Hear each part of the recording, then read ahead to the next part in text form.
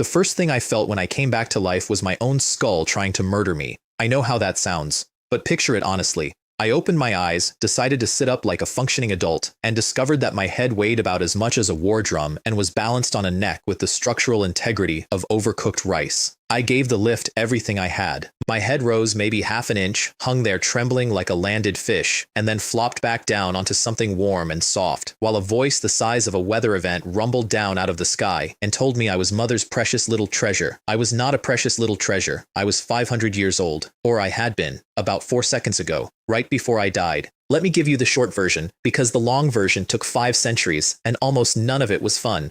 My name is Qin Ming. I was born the Crown Prince of Great Zhou, first son of the Emperor, heir to a dynasty of sword saints. And then, when I was exactly 1 year old, somebody in my own family poured a cup of poison down my throat. It had a pretty name, 10 Absolute Divine Water. It doesn't kill you, which would at least be efficient. Instead, it reaches into your bones and strangles your martial talent in the crib so that you grow up as the one prince in a nation of blade masters who can't cultivate a single stalk of grass. A dragon born without a scale to its name. You can guess how that went. At 15, my dear half-brother deposed me. I crawled out of the palace with nothing, taught myself to fight the slow, ugly, no-shortcuts way, and spent 300 years clawing back up until the whole world had a special name for me. The Demonic Lord of Asura, a martial saint, the man everyone kept their swords pointed at. And on the day I finally stood at the top, 500 years old, they all pointed their swords at the same moment. I lost. I fell into a place called the Death Demon Cave, which is exactly as cozy as it sounds, and everything went black. And then a giant told me I was Mother's precious little treasure. There is no dignified way to describe lying in a crib the size of a rowboat, staring up at a lacquered ceiling I last saw the day my entire life caught fire, running the numbers and realizing the numbers are impossible. Same ceiling. Same phoenix carvings. Same room. Jinghua Hall. I hadn't drifted off to some peaceful afterlife. I'd gone backwards, all the way to the start, back into the body of a 1-year-old, 3 days before the poison was ever poured. I was still turning that over the way you turn over a live scorpion someone handed you when a pane of pale blue light unfolded in the air a foot above my nose. It introduced itself in the smug and bloodless tone of a government clerk as the Late Bloomer System. It congratulated me on my rebirth as though I'd signed up for it. And then it handed me my very first mission, glowing there in neat little characters. Return to the palace, it said, and save my mother, who lay dying in the cold palace. I read it twice. Then I turned my enormous head, a full theatrical production that took the better part of a minute and most of my remaining will to live, and I looked at the woman holding me. She was right there, young, whole, not a strand of gray, not a line on her face, none of the hollowed-out ruin the cold palace had carved into her the first time around. Song Ruolan, my mother. Somewhere in her 20s and absolutely, radiantly, not dying, beaming down at me like I was the only thing in the world worth looking at, because in her world, I was. The panel gave a soft chime. Mission complete. It turns out that when the assignment reads, save your dying mother, and your mother is sitting right here in perfect health because the heavens have flung you back in time to before any of the bad things happened, you clear the quest by simply existing in the correct decade. Easiest work of 2 lifetimes. My reward settled into my mind like a warm coal with a name attached. A primordial sky-mending pill. I had no idea yet what it did. I'd find out that night. But that wasn't what got me. What got me was her face. I had spent 500 years remembering it wrong, remembering it gray and starved and quietly disappointed, the last version of it, the one that haunted the broken thing I became, and here it was, brand new. She leaned down and pressed her forehead to mine and called me her treasure again, and the 500-year-old warlord in the tiny body did something profoundly undignified. I cried. Enormous, hiccuping, snot-forward baby sobs, full orchestra. And I let it happen because nobody on earth interrogates a crying infant, and because for exactly 1 minute I wasn't planning anything at all. Then I got to work. I waited that night until the wet nurse's breathing went long and slow and the palace lamps had burned down to red coals, and I finally had the crib to myself. Then I swallowed my prize. I would love to tell you the primordial sky-mending pill felt majestic. Mostly it felt like a betrayal. One moment I was lying there being smug. The next, every last drop of that 10 absolute divine water, the poison that was 3 days from rooting into me forever, came tearing up out of my bones all at once, and my small, perfect infant body made the executive decision to evacuate the entire supply simultaneously through every exit it had. I'll spare you the specifics. I'll only say I spent the next hour operating with the grim, silent competence of a raccoon robbing a pantry. Flip over the crib rail without a sound. Handle the situation. Flip back. Look, should anyone happen to glance in, like a peacefully sleeping baby, 500 years of martial discipline, and the very first thing I spent it on was not waking the nanny while my body mailed the poison back to its sender. By dawn, it was gone. Every trace. The single thing that had wrecked my entire first existence, flushed out in one night, 3 days ahead of schedule. The dragon got its scales back, and then it got greedy. Purging the poison didn't just repair me, it uncorked me. My father's bloodline woke up in my veins, the divine dragon sword physique, the pride of the imperial line, except it refused to stop where it was supposed to. It kept climbing in the dark. It evolved into something the old histories only whisper about. The ancestor dragon sword body, not a dragon. The ancestor of dragons. The root that every sword physique in the world grew down from. I lay in the ruins of my bedding, feeling that power arrive and make itself at home, and I thought, all right, that is the best hand anyone has ever dealt me. Then my mother's bloodline woke up too, and I stopped feeling smug because there was a second thing inside me, quieter, hungrier. It came down her side, from the holy moon line, and where the dragon was a roar, this one was a mouth. A primal chaos devouring sword physique. It doesn't cut sword cultivators, it eats them. Their power, their techniques, their chi, swallowed whole and filed away as mine. I went very still and made a decision I have never once regretted. That second body, the hungry one, nobody finds out about. Not my mother, not my father, not the system, if I could manage it. A boy with a legendary dragon body is a treasure an empire will bleed to protect. A boy who can devour other cultivators from the inside is a thing an empire will bleed to put down. I was 1 day old on my second attempt and I already had a secret worth murdering me over. Good. I've always worked better with a secret. The next morning they came to watch me die. Not in those words. But that was the visit. Imperial Physician Wang arrived with his little case and his long face, laid 2 fingers on my wrist, and delivered the verdict the whole room had come to hear. 10 absolute divine water, sunk deep into the child's meridians. Incurable. The young crown prince would never walk the martial path. A dragon born without scales. He had said nearly those exact words in my first life, and I had spent 5 centuries proving him wrong the slow and bloody way. This time I'd done it in a single night, and I couldn't breathe a word of it to anyone, so I lay there and gnawed on my own fist and let them grieve me. Best performance of my life. Nobody hands an award to a 1-year-old, which is a genuine shame because I earned one that morning. Then the vultures came in. Noble consort Chen swept through the doors wearing enough gold to finance a modest war, radiating the very particular warmth of a woman arriving at a funeral she personally arranged. On her hip sat her son, my half-brother, 3 days younger than me, and in my first life the single largest reason I stayed angry for 500 years. Qin Wei. Chen put on a lovely show of sympathy first. Such a tragedy, the poor sickly crown prince, however will the dynasty endure? And then, barely bothering to disguise the turn, she got to her actual purpose. Perhaps, she offered to the room, given the crown prince's unfortunate condition, the matter of the succession might be, you understand, revisited, for the good of great Zhou. Her own boy was so robust. So promising, surely it was only responsible to consider whether a child who would never lift a sword should really inherit a nation built on them. That was when my father walked in, and the temperature in the hall dropped 40 degrees. Emperor Chen Kang, martial god, divine dragon sword physique, and, whatever soured between us later, not a man who enjoyed being handled. Chen folded her ambition neatly back up and tucked it away for a better day, but she'd planted what she came to plant, because to prove her point about how healthy and gifted her little darling was, she set Qin Wei down on his own 2 feet, and he stood, a 1-year-old, stood steady as a palace guard, lifted his chin, and announced in a clear, calm, deeply over-rehearsed little voice that he hoped his elder brother would soon recover. The whole room gasped. I didn't. Because I knew the thing they didn't. There was something living behind that baby's eyes. Something old and patient and cold that had looked over the field of available infants and picked this one the way you'd pick a warhorse. Her name was Zhou Fenghua. A fallen half-step martial ancestor, a woman whose soul had washed up in my brother's sea of consciousness, and when Qin Wei turned 1, she woke up and poured her own mind into his until a baby could give speeches. I was the only person in that hall who wasn't impressed by the talking prince. I was taking notes. My father, though. My father looked at his articulate spare and his silent dying air, and I watched a decision start to cross his face that I very much did not want him to reach. So before he could reach it, I made a noise, and I made myself the center of the room, and the moment passed. He decreed a test instead. 3 days from now, both princes, the strong one and the poisoned one, would have their bones read for talent before the ancestral temple. Let heaven itself point at the son who carried the future. 3 days. I could do a great deal with 3 days. The system, as it turned out, had opinions about how I ought to spend them. A fresh mission unrolled in that prim blue glow. Seek out the retired Emperor Qin Kong, it instructed. Spar with him, and by any means necessary, remain undefeated.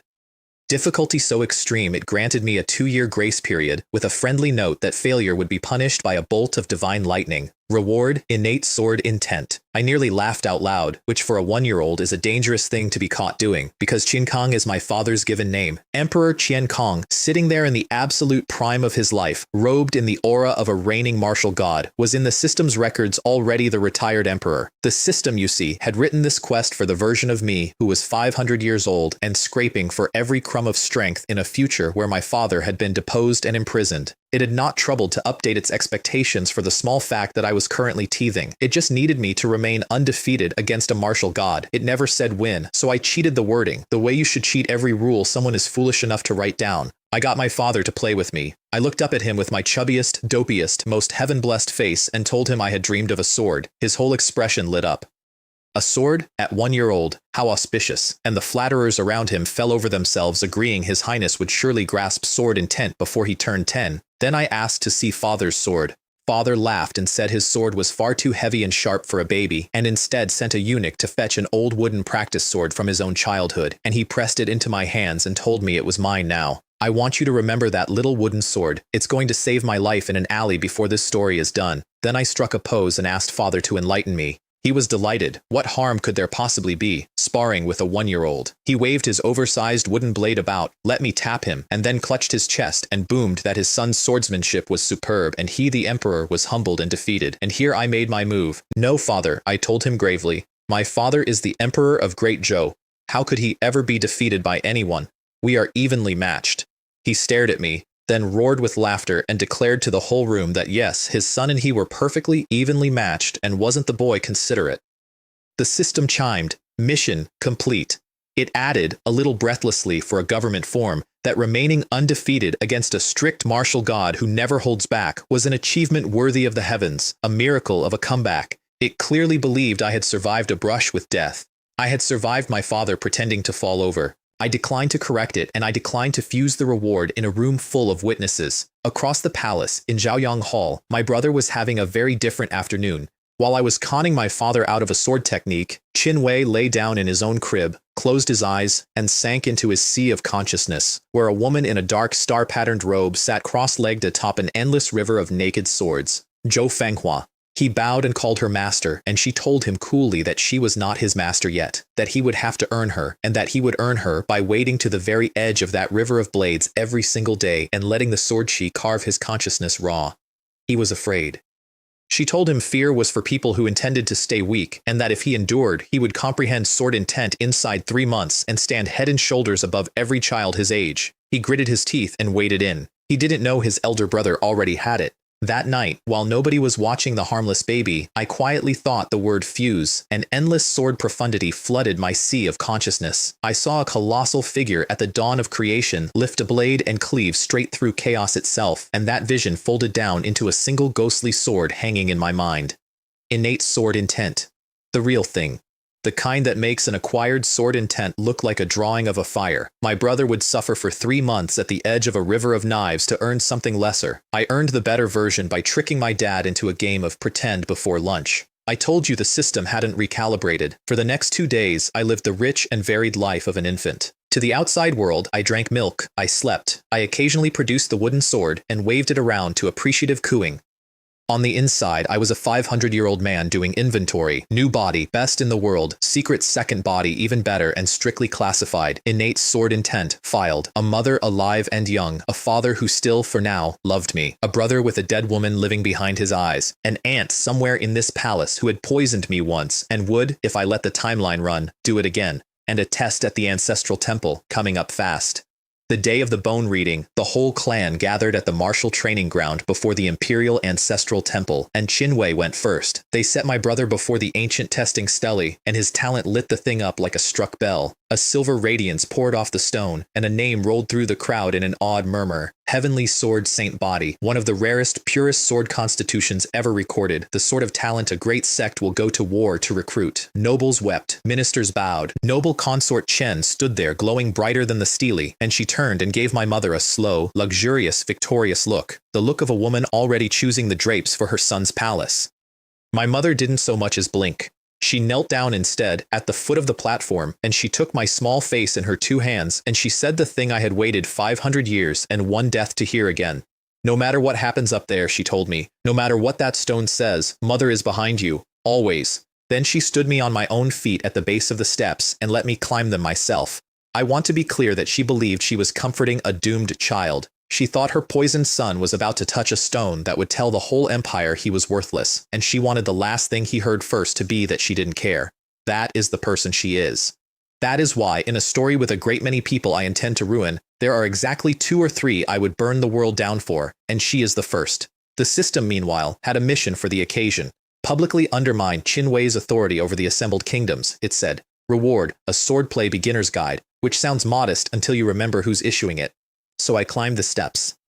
Before I reached the stele, there was the matter of my brother, standing there in his silver glow, and the matter of etiquette, because whatever heaven had just said about our talent, the law of great Zhou had said something first and louder. I was the crown prince, he was a prince, and I decided the whole court should be reminded which of those outranks a glowing rock. I toddled up the last step and looked at my brother and said, in my clearest little voice, "Sixth brother has not yet greeted his elder brother." The hall went still. Because I was right, and everyone knew I was right. A stele can call you a heavenly sword saint. It cannot make a prince outrank the heir.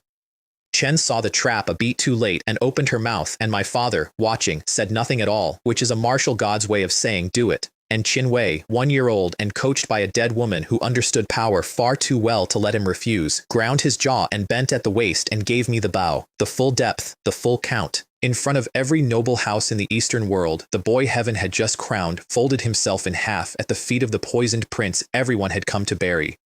Somewhere in the crowd, his mother made a sound like a kettle coming to boil. She had climbed a mountain of gold and scheming to lift her son above mine, and the first thing the mountain handed her was the sight of him bowing to me while heralds looked on. I filed the sound away. I've collected a great many of Chen's sounds over the years.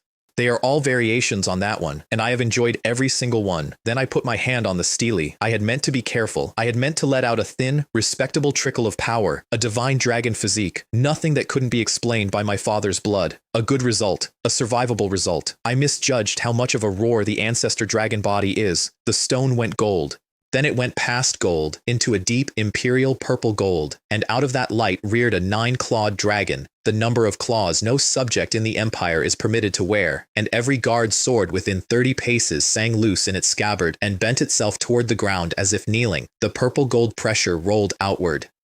And my dear brother Qin Wei, standing too close, was driven straight down onto his knees by the sheer weight of it, in front of everyone, for the second time in an hour. The stele took one more surge of that and could not hold it. It cracked, and then it detonated, ancient stone blown to gravel, the readout obliterated before it could ever finish spelling out what I actually was, which, honestly, was the best outcome available. In the chaos, I toddled over to my kneeling brother and, with the sweetest, most innocent little face in the world, reached down to help my dear younger sibling to his feet, and I gave a small, helpful shove exactly wrong, so that he pitched forward and had to catch himself on his hands, bowing to me a third time, publicly, before he could get up. The system chimed. Mission 3, complete. The future overlord of the Eastern world, on all fours in the temple dust, helped there by a beaming 1-year-old. My reward, the Sword Dao Guide, filed away with the rest. Nobody could accuse me of anything. That is the entire, beautiful, load-bearing genius of being a baby. A grown man who shoves a rival to his knees at a sacred rite is making a declaration of war.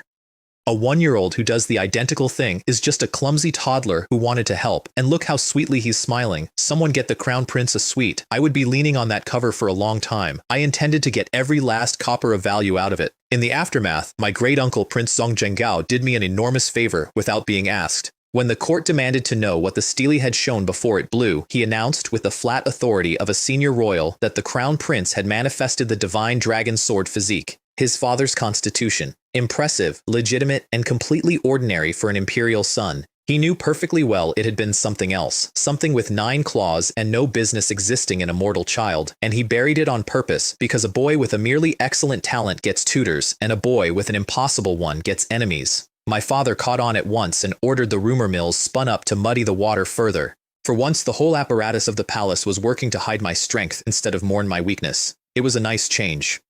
In Zhaoyang Hall, Zhou Fenghua sat on her river of swords and frowned at nothing. She couldn't see out of Qinwei's eyes. She had no window onto the wider world, only what her chosen boy reported back. But something had brushed against the edge of her senses during the test, something vast and wrong, and she couldn't name it. So she did what teachers do when a student comes home shaken. She told Qinwei the stele meant nothing, that constitutions are a starting line and not a finish, that he would surpass his brother in time, and she sent him back to bleed at the edge of the Sword River.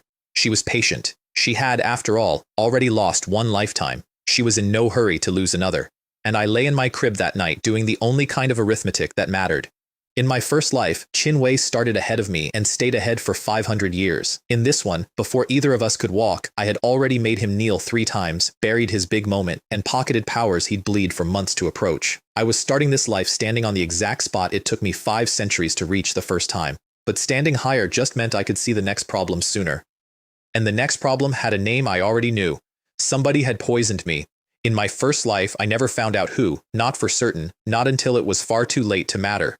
But 500 years gives a man time to lay every piece on the table and stare at it, and I had. The 10 absolute divine water was rare enough that only a handful of people in the empire could have gotten a cup of it into a guarded nursery. And of that handful, only one had motive, access, and a reason to smile at my funeral while meaning it. My aunt, my mother's own younger sister, consort Xian, Song Xiaoxu. I didn't have proof yet, but I had 500 years of certainty, and I had time, and this time I was awake for it. Elsewhere in the palace, my certainty was busy proving itself. In Zhaoyang Hall, noble consort Chen was working through a shelf of very expensive vases with a very poor temper because her flawless plan had produced a kneeling son and a thriving heir.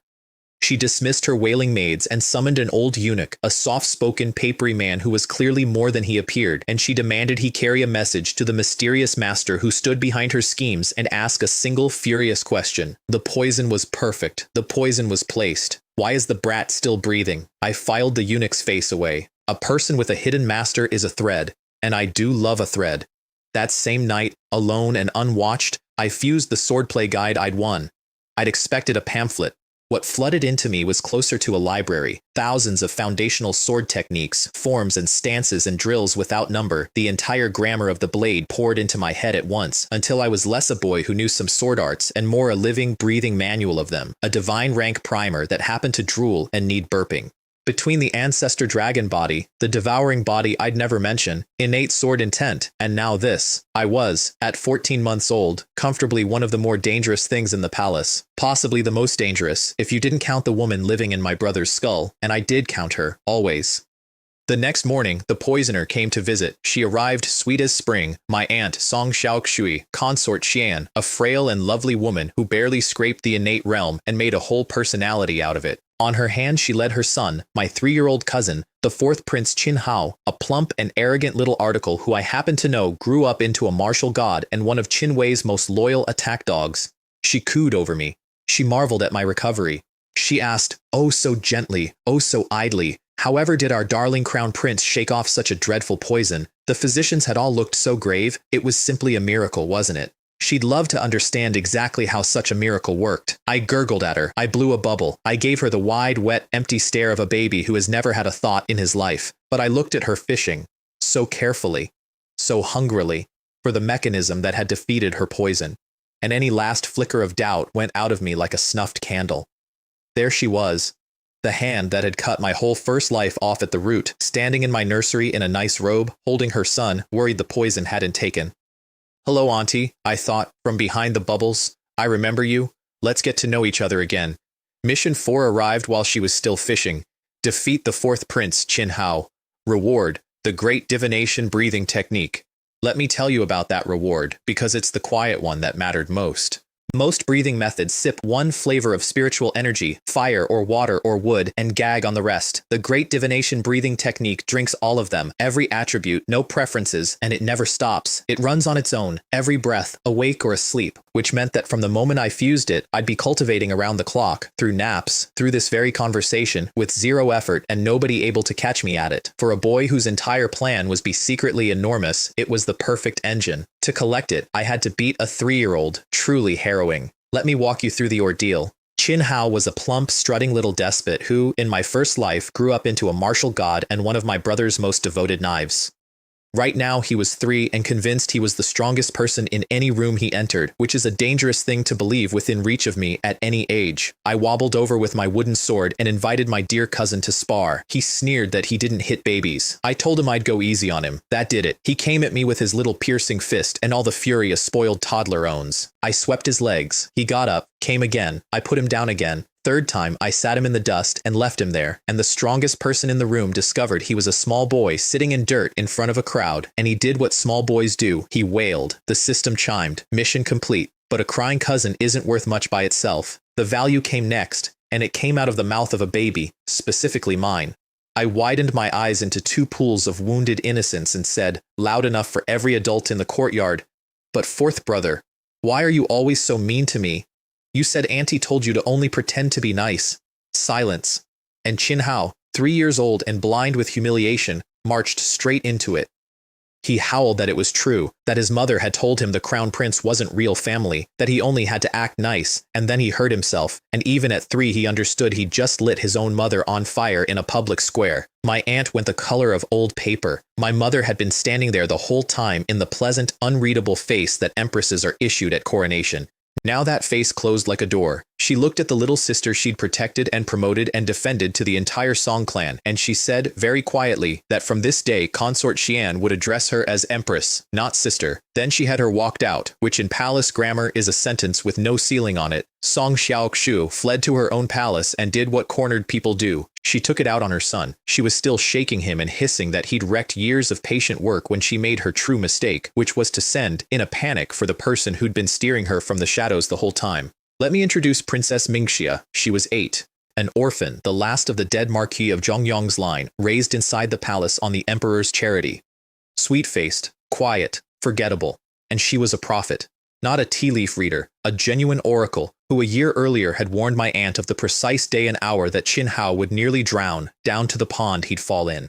She was the hidden hand behind both my aunt and noble consort Chen, and she had sold them both a single article of faith. Qin Wei is the child of destiny. Put everything on Qin Wei. And here's the thing, she was right. In my first life, she was completely, catastrophically right. Which is exactly why, out of everyone in this palace, she is the one I would end up wanting dead the most. More than the aunt who poisoned me, more than the brother who deposed me. The aunt and the brother were only people. Mingxia was the one holding the answer key. Right now, though, she was rattled. 2 things had happened that her heaven-sent sight hadn't shown her. The poisoned trash prince was thriving, and her careful pawn had just torched her own cover over a game of tag. Reality was sliding off the script, and Mingxia felt it, and quietly decided to stop meeting my aunt face to face, tidying her loose threads. She was pruning them before I even knew to pull. My mother was pulling one of her own. She called in Rowan, her personal maid, and, as I'd learn, a great deal more than a maid, and set her to quietly trace everything Consort Xian had touched. Mother had already reasoned that her sister was too timid and too weak to have sourced a legendary poison and slipped it into a guarded nursery alone. Someone had handed it to her. Mother meant to find the hand. I was pulling nothing that night. I just lay in my crib, fused the great divination breathing technique, and started cultivating in my sleep. From that night on, I was never not getting stronger. I only had to make sure it never once showed. Which brings us to the matter of literacy. The system wanted more of my father's approval, reward, a minor mastery of the sword Dao, awkward timing since father had just left on a 3-month tour of the southern provinces. But I had a standing problem anyway. I was going to keep getting stronger in the dark, and sooner or later, a toddler who knew impossible things would need a story for how he knew them. So I picked the safest kind of genius on offer. Books. I asked my mother to teach me to read. She found it precious. She'd point at a character, name it once, maybe twice, and move on, and I'd have it forever, because I was a 500-year-old scholar in a diaper. In 2 months, I had 7,000 characters. A gifted noble child my age might manage a few hundred. Word ran through the imperial city that the crown prince, the poisoned dud everyone had buried, was some once-in-a-century book prodigy, which was precisely the reputation I was shopping for. A boy suspiciously gifted at reading is a delight to be shown off. A boy suspiciously gifted at killing is a problem to be handled. I was laying the paper trail for the second by flooding the court with the first. Noble consort Chen couldn't leave it alone. At a court gathering, she bragged that her Qin Wei had already learned 3,000 characters. Wasn't he a marvel? And walked directly into a slap she never saw coming. Consort Qin, one of my mother's people, agreed sweetly that 3,000 was truly something. Why, the crown prince was at 7,000 and might make a fine little tutor for the 6th prince one day. Oh, but never mind. Chen's smile set like drying plaster. In her own palace, my aunt took the news out on poor Qin Hao, who at 3 had scraped together 1,000 characters and doubled his lessons. That family had exactly one method of communication, and it only ran downhill. By 15 months, I'd passed 10,000 characters, and my mother threw a banquet, and the banquet is where I met the woman who'd become my teacher. They called her Madame Zhou, Zhou Shuying, and to the room she was a famous spirit-refining master soon to leave Great Zhou for higher skies. What the room didn't know, because it hadn't happened yet, was that 5 centuries on she'd be a true god of the refining realm. She scooped me up, tested me on a whim, found whatever she'd been looking for, and crushed me against a frankly heroic bosom while I endured it with enormous 500-year-old dignity and no access to air. Then my father came home from the south, and he came bearing a gift, a slim volume, Introduction to Qin's Swordplay, the family primer. He handed it over, I think expecting me to gnaw the corner. Instead, I opened it and read the whole thing aloud, cover to cover, without a stumble. The hall went silent.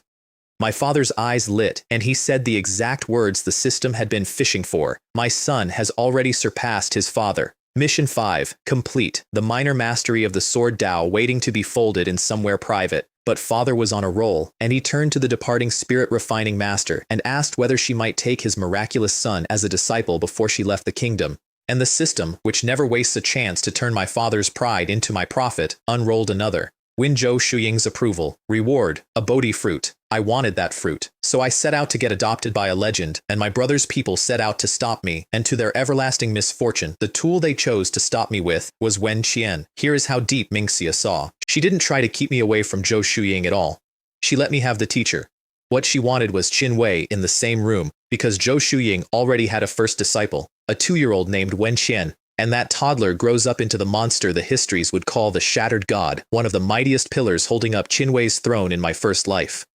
Mingxia didn't care who Zhou Shuying took on second. She cared that my brother got to shake hands with the future, so she nudged my aunt, who nudged Chen, who wheedled a second apprenticeship slot out of my besotted father, and there my rival stood, in the same courtyard, chasing the same prize. And the prize, it turned out, would be judged by the 2-year-old. Zhou Shuying set the terms with the calm cruelty of a woman who finds children hilarious. She'd take whichever boy her little Wen Qian liked best. That was the entire test. Charm a toddler. Now, I knew a thing about Zhou Shuying that my brother didn't. She could not abide precocious children. Slick, overcoached, transactional little adults in tiny bodies made her skin crawl, and that was a problem for Qin Wei, whose whole brand, courtesy of the dead woman in his skull, was slick, overcoached, and transactional. So I did the backwards thing. I played dumb, sweet, simple, generous, genuinely a baby dumb, the exact opposite of my brother, and I let him be the contrast that sold me. He obliged. To win Wen Qian, Qin Wei offered her a sliver of priceless spiritual marrow, a treasure grown cultivators would draw blades over, and he offered it as a deal. Pick me, he said, and it's yours. He tried to negotiate with a 2-year-old. I gave her candied hawthorns, just a skewer of the sticky red street kind, and I gave it to her free and told her that even if she didn't pick me, we'd be friends anyway, and she could keep the candy either way. And little Wen Qian looked at Qin Wei, holding out his priceless marrow like a merchant across a counter, and she looked at the sticky red skewer already in her own fist, and she made the wisest decision of her young life with the flawless logic of a 2-year-old. She held up the candy. This, she informed the whole solemn courtyard, is yummy. Then she pointed one small finger at Qin Wei's treasure. That, she said, is a rock. Then she toddled over, took my hand, and declared that candied hawthorns and Wen were a perfect match, and that she was keeping me. My brother stood there holding a sliver of spiritual marrow worth a city, having lost to a snack, and I have rarely enjoyed anything so much in either of my lives. Mission 6 complete. The Bodhi fruit was mine, and so, far more importantly, was the future Shattered God's first friendship. I'd unhooked one of the biggest load-bearing pillars from under my brother's entire future using a piece of candy. Chen refused to lose gracefully and played her real card. She revealed that her Qin Wei had already comprehended sword intent at 1-year-old, and to prove it, my brother raised a single small finger and let a thread of genuine, oppressive sword aura bleed off it into the courtyard. I'll be straight with you, because I try to be. That shut everyone up, me included, Zhou Shuying included. Sword intent at 1 is a heaven-shaking thing, and not one soul out there knew I'd owned the superior version for months, filed in the dark where it couldn't get me killed. From the outside, it honestly looked like Qin Wei had just trumped me. For one whole breath, Chen had her moment. Then physics did me a favor. Somewhere in the fuss, Wen Qian had dropped her candied hawthorn skewer, and it had rolled, sticky side up as these things do, to a spot just in front of my brother's foot. He was mid-aura, chin high, basking. So I looked up at him with my roundest, most helpful eyes and said, "Sixth brother, careful, don't step forward." He stepped forward. Down went the heavenly sword saint body, flat on his face in the courtyard dust, sword aura and all, brought low by a candy stick, for the fourth time in his short life that he'd eaten dirt in public with me smiling somewhere nearby. I was keeping a tally. It felt important. Zhou Shuying confirmed me as her disciple on the spot. Talent having never been the point, she simply didn't want the transactional one, and the transactional one was busy picking hawthorn off his cheek. Over in Xianing Palace, my aunt fretted to Minxia that they'd lost again, and Minxia soothed her with the same patience she soothed everyone. It didn't matter that I got the teacher, she said. The point was that Qin Wei had met Wen Qian, and destiny keeps long accounts. Ming, she promised my aunt, wasn't even a stepping stone on the Child of Destiny's road. She truly believed that. It's my favorite thing about how all this went. For a long, long time, the sharpest mind arrayed against me was certain I didn't matter, and she poured every plan she had onto that foundation, and every one of those plans had a candied hawthorn skewer waiting somewhere down its length. The Bodhi fruit went down sweet, and my skull turned into a library. Whatever I read now, I kept whole. At a glance, a page swallowed in the time it takes to blink. Comprehension multiplied dozens of times over. I'd been a fast study before. Now, I was a scanner with legs. Across the palace, Zhou Fenghua was busy tripling my brother's comprehension by hand and telling him, in the same breath, that if he ever caught himself measuring against Qinming, he'd already lost, because Great Zhou was a mayfly plane and he was made for bigger skies. She kept feeding him versions of that line. Don't look at your brother. Truly considerate of her, keeping his eyes anywhere but on me. Then Mingxia raised the stakes for real. She leaned on my aunt to quit the palace games and simply kill the crown prince outside the walls on one of my trips to the autumn water garden, where nobody would think to blame a frail consort who never left her rooms.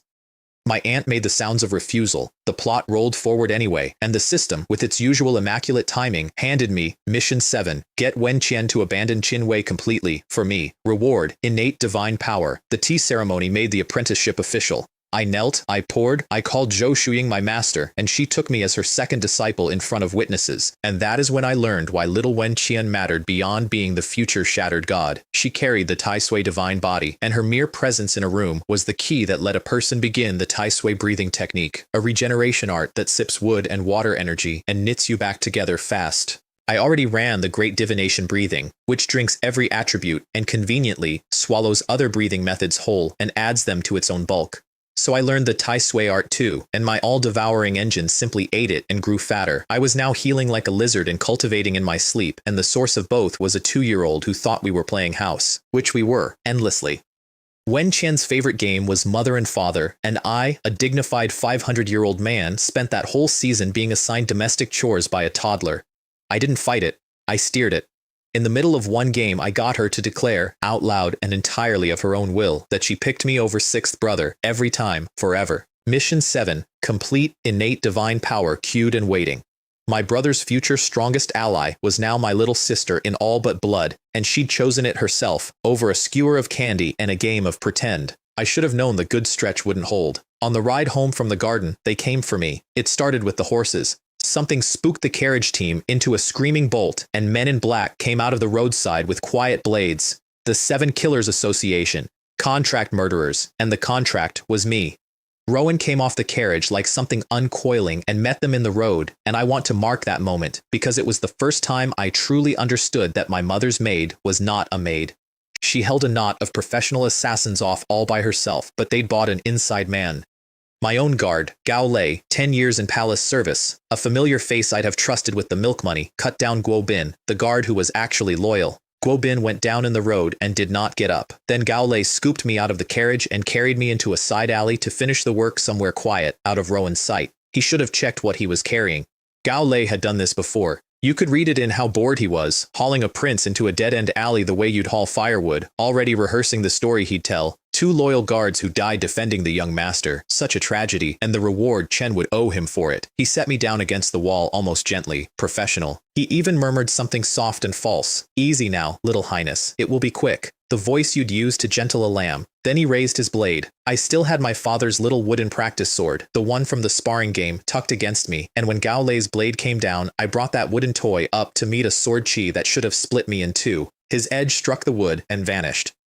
drunk down, swallowed whole by the hungry body I never mention, the plaything gone black hole cold in my fist for half a heartbeat, his whole arm jolted with the wrongness of it. A grown assassin, 10 years in the palace, watched his killing blow disappear into a baby's toy, and for one instant his face did the thing I do this entire job for. It stopped being bored. I gave him that instant, and nothing after it. One kick, low and true, every ounce of the innate divine power I just claimed folded into a fat little leg, and his own leg buckled the wrong way, and he went down, and the blade he'd dropped finished the sentence for me. One stroke. The traitor stopped being a problem. Then I did the part that matters more than the killing, which is the arithmetic after. I wiped the handle. I arranged the scene. Gao Lei killed Guo Bin, the story would read, and Guo Bin, dying, wounded Gao Lei. Two guards who took each other down defending the prince. Tragic. Tidy. Nobody hunting for a culprit the size of a toddler. And underneath it all, quietly, my devouring body finished its meal and folded Gao Lei's cultivation into mine, and in that one alley, I climbed from the bottom of the acquired realm, clean to the peak of it, the whole leap masked by the breathing technique that makes my growth look like nothing at all. I walked back out the same harmless baby who'd walked in. That's the entire trick. That's really the only trick I have. Be more than they can imagine, and never once let them imagine it. The palace physician who checked me afterward frowned at my pulse. The child's veins ran too hot, stronger than a grown soldier's, and then, being a wise man fond of living, said nothing to anyone. Rowan pulled the thread instead. The assassins traced back through my aunt's headmaid, Mei Lan, and the fee for the hit turned out to be a yin-kin resurrection pill, a genuine revival treasure that had until lately been sitting in my great-grandfather, the Duke of Wei's manor, and was now mysteriously gone. Under that layer, another. A month before I was ever reborn this time, my aunt had bought the original cup of 10 absolute divine water from these same 7 killers. There it was, in ink. She was the poisoner. She had always been the poisoner, but a frail consort who never left her rooms could not have found that association or afforded that pill alone. Someone had connected her to the underworld and paid the bills. Someone was always one layer further down. I knew the name. I still couldn't say it out loud. The system had promoted my aunt from errand to achievement. Mission 8. Wan Song Xiaoxu, clip the future off my brother's wing, and the more it cost her, the fatter the reward. Earth Spirit Milk, a divine rank tonic sold by the single drop. My father did the first half for me. He hauled Song Xiaoxu into the hall, sat Mei Lan and 2 of her own maids down to testify, and ordered her to produce the missing revival pill. She couldn't. He threw a teacup that opened a cut on her brow and let a martial god's raw mental pressure flood the room until the air felt like a closed fist. Then he turned to me, the baby, the victim, and asked almost gently what should be done with your auntie, Minger. It was a trap, though not for me. Every answer a grown man could give in that spot was a knife with 2 edges. Ask for her death, you're bloodthirsty. Beg her mercy, you're weak. But a baby gets to be wiser than any adult in the room precisely because no one expects wisdom from him. So I blinked up at my father and said the evidence wasn't certain and that we ought to investigate properly to clear Auntie's name, merciful, fair, utterly disarming, and it bought exactly the ending I wanted because my father, watching his poisoned infant plead for fairness, was so moved that he had Song Xiaoxue dragged off to the cold palace with his own order, which in the grammar of this place is not mercy, it's a slower blade. The system rated the mission excellent and offered to close the file. I told it to leave the file open. I'd felt something in that hall colder than my father's anger, and it had come off my mother, and I already knew the cold palace would not be the end of this. That night, my mother gave me a choice, and it's one of the reasons I would walk into fire for her.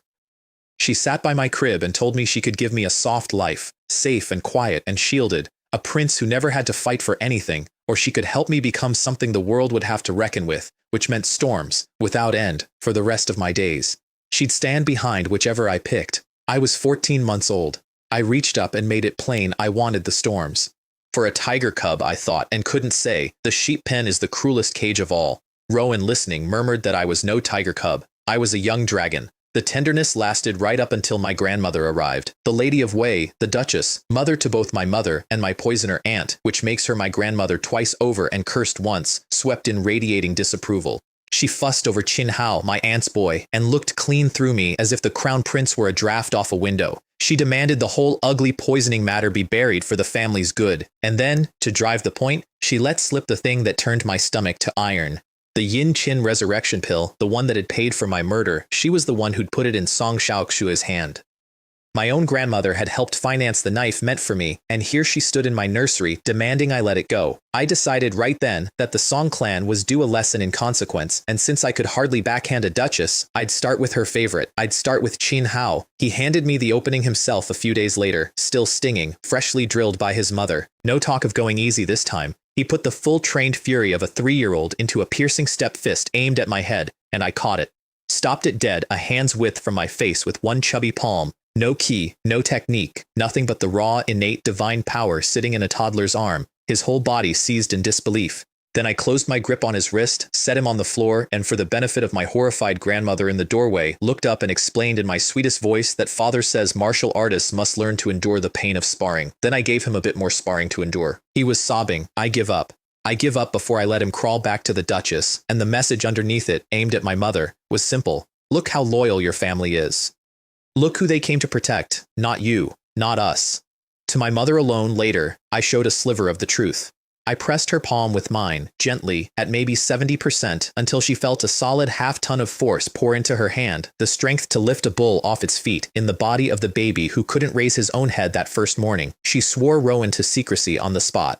Raw strength, I decided, was the safest card to flip early. It frightens people, but it doesn't damn you the way a devouring body would. Let them believe the young dragon was simply monstrously strong. Half a truth is the finest hiding place there is. Then my mother showed me what she was made of, and it is the coldest, cleanest thing I have ever watched a person do out of love. She took me to the cold palace. Song Xiaoxu, penned there, and sure the family pressure had bought her a reprieve, rose to greet her sister with relief, and Rowan's palm cracked across her face and put her on the floor. And out of my aunt came the thing that had been rotting under all of it. And it wasn't ambition, it was jealousy, plain and old as dirt. 2 daughters, she spat, both born of the same house, so why Ruolan? Why did Ruolan get born a year sooner? Enter the palace first, take the throne, seat her son in the succession. On what grounds? She swore my mother would fall from her phoenix perch yet. My mother heard all of it with that closed-door face. Then she took Rowan's sword and slid it home between her sister's ribs, once, without a tremor. And while she did it, she looked at me and gave me my first lesson. Minger, be decisive. Never let anything, not blood, not pity, not old love, sway you off the cut, once you know the cut has to be made. I did not laugh, and I did not look away. Some beats you don't undercut. She had just killed the last of her own family who loved her, to keep me alive, and she'd turned it into a lesson so my safety would outlast her.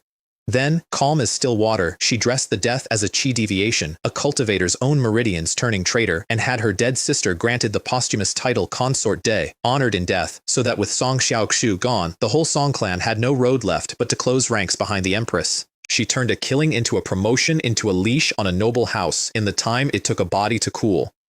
The system, which has no heart but keeps excellent books, raised the rating to brilliant and the reward with it, top-grade Earth Spirit Divine Milk. I barely heard it.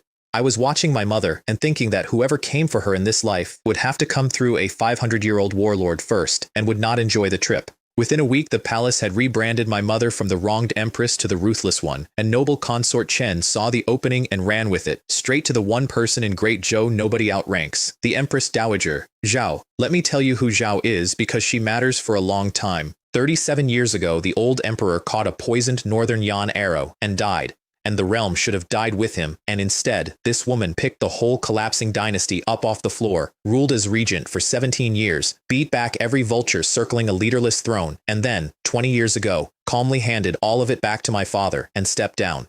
Nobody hands power back. She did.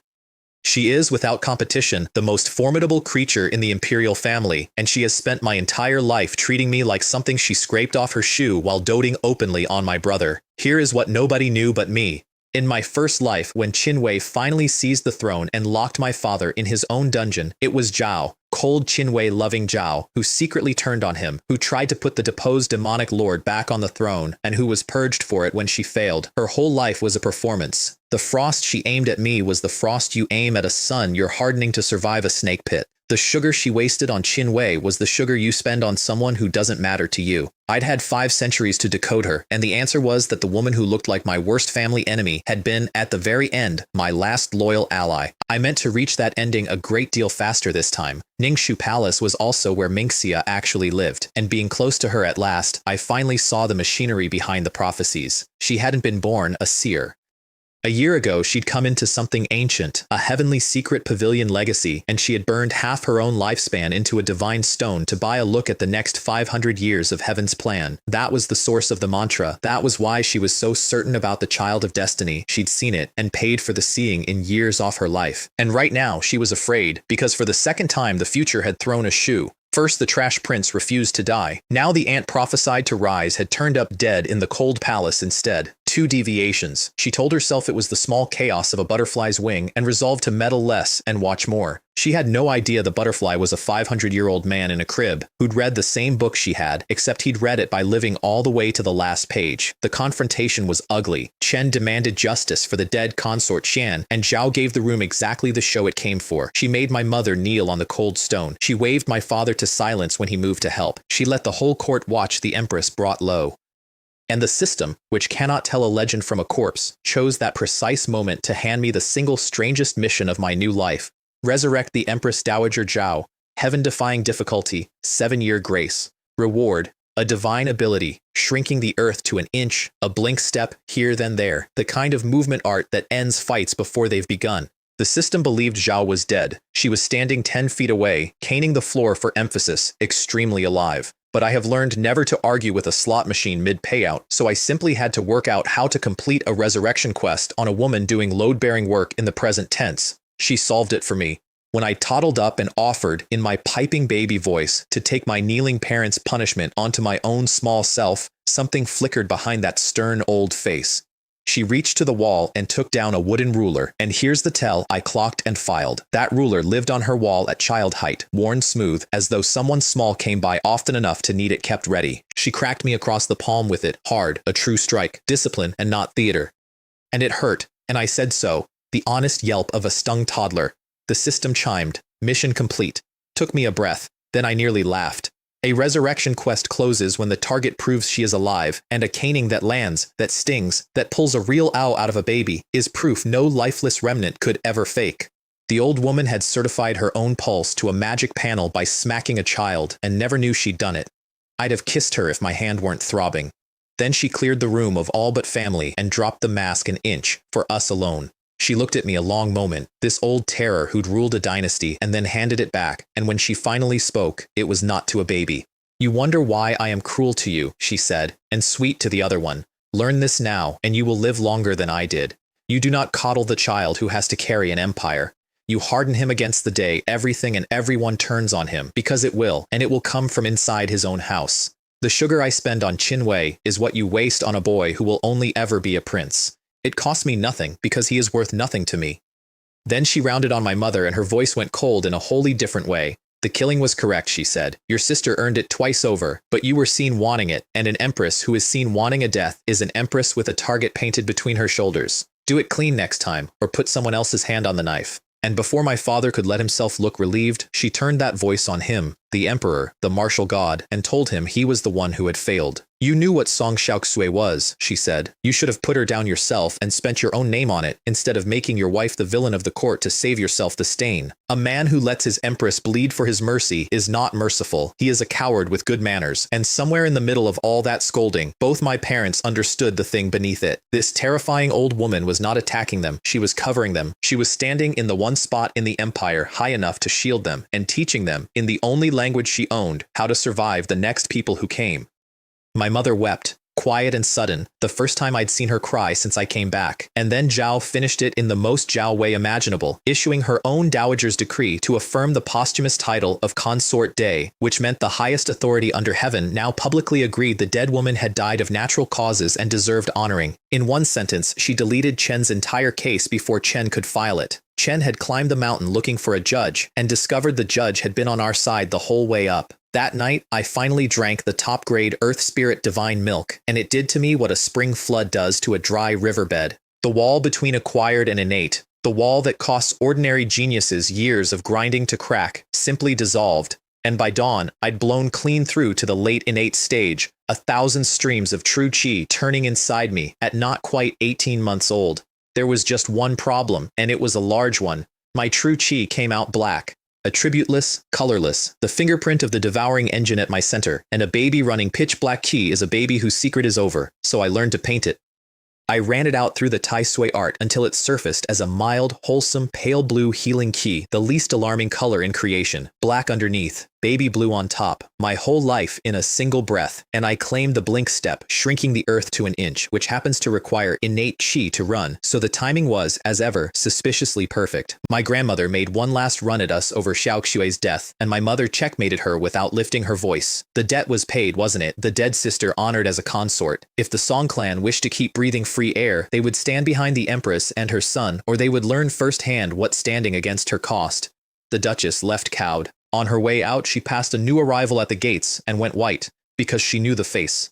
Han Song, abbot of Xuanyuan Temple, a peak martial saint from beyond our borders, and in my first life, the very master who trained Qin Wei into a monster. He'd come to collect my brother. The Song elders watched him arrive and quietly renewed their bet on the Child of Destiny. Everyone kept betting on Qin Wei. It's nearly the only thing this whole cast ever agreed on, and it's the thing I enjoyed taking apart the most. Han Song brought a face slap with him, gift-wrapped, though he didn't know it yet. The system had set me Mission 10, impress my own master, Zhou Shuying, reward, a blackbird descends from the sky, and I did not yet grasp how vast that reward was. The abbot swept into my teacher's courtyard with Qin Wei and a second new disciple, a 5-year-old slab of a boy named Wei Guang, born with freakish natural strength, a future martial emperor. And Wei Guang, being 5 and dim, looked at the baby everyone was fussing over and dared me to push him. You know the shape of this by now. I pushed him, under half strength, and he hit the dirt. Then, because his master was sneering, I pushed him again at 70% and sent him sailing across the yard. The abbot's face changed as he finally read the innate divine strength in me, and he accused my master of hiding a monster and swaddling. I just blinked and said my mother told me I had 1,000 caddies of strength, which was both true and the least helpful thing he could possibly hear. They tried to buy back face with a test.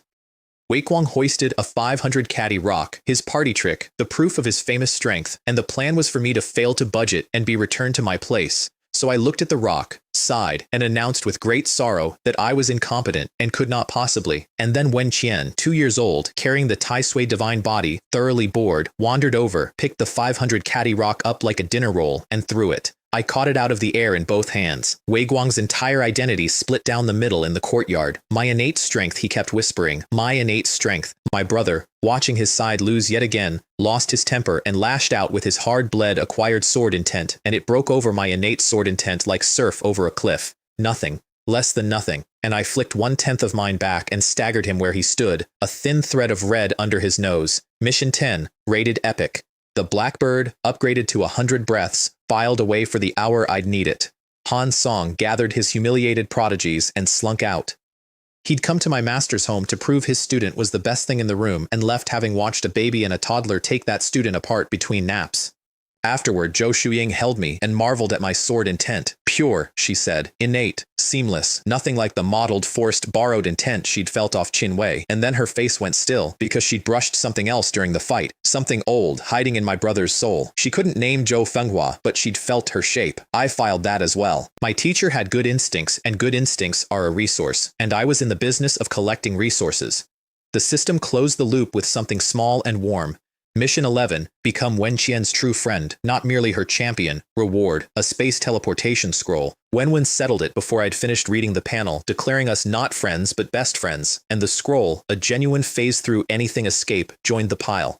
The capital, by now, had quietly stopped calling me the poisoned prince and started calling me the little dragon. Like father, like son, they said. They had no idea which father they meant. I went home to a hero's welcome. My great-uncle Prince Gao, delighted, set me a test in front of the family, and I lifted 1,000 caddy stone lock over my head like a loaf of bread, and the royals nearly came apart with joy. My father heard about the sword intent, and I played it modest. I only grasped it, I said, when sixth brother was kind enough to show me his, which made me sound humble and made my brother sound like my tutor, both of which suited me perfectly. But while my house was celebrating, Chen was in a dark room with Mingxia, and Mingxia had built something genuinely clever. She was finished with duels and apprenticeships. She was going to make the whole nation believe I was cursed. 2 omens, she said. First, in 3 days, the Sui River would breach its banks. She'd seen it, and in the flood rack, her people would plant a carved stone tablet bearing the mantra of the truth cult, the feared devil cult of the borderlands. The unborn mother, the vast homeland, the divine sun descends and the world knows peace. Tie that divine sun to the crown prince of the eastern palace. Seed the whisper through the cult cells out in Qingzhou, and let terror do the rest.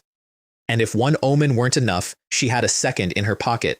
5 days out, at the 5th hour of morning, there would be a solar eclipse, the sun devoured in the east. And who is master of the eastern palace? The crown prince. 2 signs from heaven, both aimed at me, both screaming the same word to a superstitious empire, cursed, depose him before he damns us all.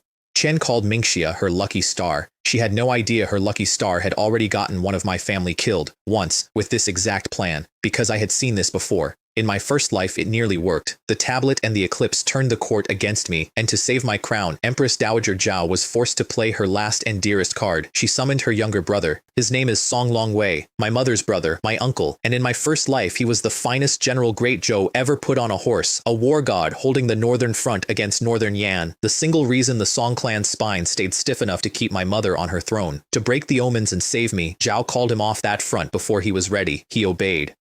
He threw his army at northern Yan a month too soon, and he won. He annihilated 300,000 enemy troops in a victory they still tell stories about, and he died doing it. His death and his impossible victory together drowned out the omens and saved my little crown. And it cost my mother her strongest ally, and cost me the uncle I loved. And afterward, Jinghua Palace went gray, and Zhao aged 10 years and 1. I carried that for 500 years. The big soft man who let me ride on his shoulders spent like a copper coin to buy me 3 more years on a throne I was going to lose anyway. Not this time. The Sui River breached on schedule. The tablet surfaced in the wreckage, and the whisper ran through the provinces like fire through dry grass. At court, a vice minister named Gu Renjie, a Chen man in a loyalist's robe, rose and called for the crown prince to be temporarily deposed for the good of the realm, and a block of ministers knelt to second him. Prince Gao and the royals, tipped by my mother, fought back and hauled Yan's Chen ties into the light. The Grand Secretary, Shen Tong, my father's old tutor, split the difference, deferred the question, and sent flood relief envoys to buy time. And then, right on Mingxia's schedule, at the 5th hour of the morning, the sun went out in the east. That broke the dam. The court that had been merely nervous became a court that was afraid, and fear in a throne room turns even loyal heads. And my mother, watching her son sink under an omen she couldn't fight, reached for brush and paper to write the letter to her brother, the one that got him killed the first time, calling him home from the front to save me. I put my small hand flat on the page before she could finish the first stroke, because I had a better answer than my uncle's life. I had a 100-breath blackbird in my pocket, and I finally understood what it was for. I claimed it, and I told it to come. Out of a clear and panicked morning sky, the light changed. Storm clouds boiled up out of nowhere, and lightning walked across the rooftops, and down through it, wings spread wider than a palace hall, came a bird the color of spilled ink, 100 feet from tip to tip, older than the dynasty before it. It circled the imperial city once, while the entire population dropped to its knees in the streets, and then it descended, folded its wings, and perched, deliberately, in full view of 10,000 upturned faces, on the roof of Jinghua Hall, my house. You have to understand what that bird is to people here. It is the mandate of heaven-grown feathers. It comes roughly once in 7,000 years, and it lands on exactly one person, a sage king, a once-in-an-age ruler, and the last time it came, 7,000 years back, it perched 30 breaths on the shoulder of Zhao Wuhuang, founder of the Da Ying dynasty that ruled 5,000 years before ours. 30 breaths bought a 5,000-year empire. It sat on my roof for 100. The Sui River Tablet, the Eclipse, the Truth Cult Whisper, the entire careful machine Mingxia had built to prove I was cursed. Heaven itself had just strolled onto my roof in front of the whole capital and stamped the opposite verdict in letters 100 feet wide. The ominous prince became, between one breath and the next, the chosen one. The boy who would not merely match Zhao Wuhuang, but surpass him. And while the city wept and my enemies turned to ash in their own mouths, I stood under that bird and used it. Its presence poured pure Tao essence down over the palace, one breath of it worth 10 years of an ordinary man's insight, and I stood in that rain of understanding and finished something I'd left half-built in another life, a sword cannon of my own making. The Northern Darkness Sword Cannon. 9 movements drawn from the old myth of the great fish that becomes the great bird. The fish stirring in the northern sea, the vast fish surfacing, the kun turning in the deep, the change, the wings unfolding, the clouds gathering beneath them, the long migration south, the strike that beats the water 3,000 miles, the ascent of 90,000, 9 moves. In my first life, I never completed it. Under the blackbird, in 100 borrowed breaths, I did. The bird gave gifts on its way out too, spilling the overflow of its blessing across everyone in Jinghua Hall. My mother, who moments before had been reaching for a letter that would have widowed a war and orphaned me of the uncle I loved, broke through, right there, standing over her unwritten page, and became a martial god. The 18th in the history of Great Zhou.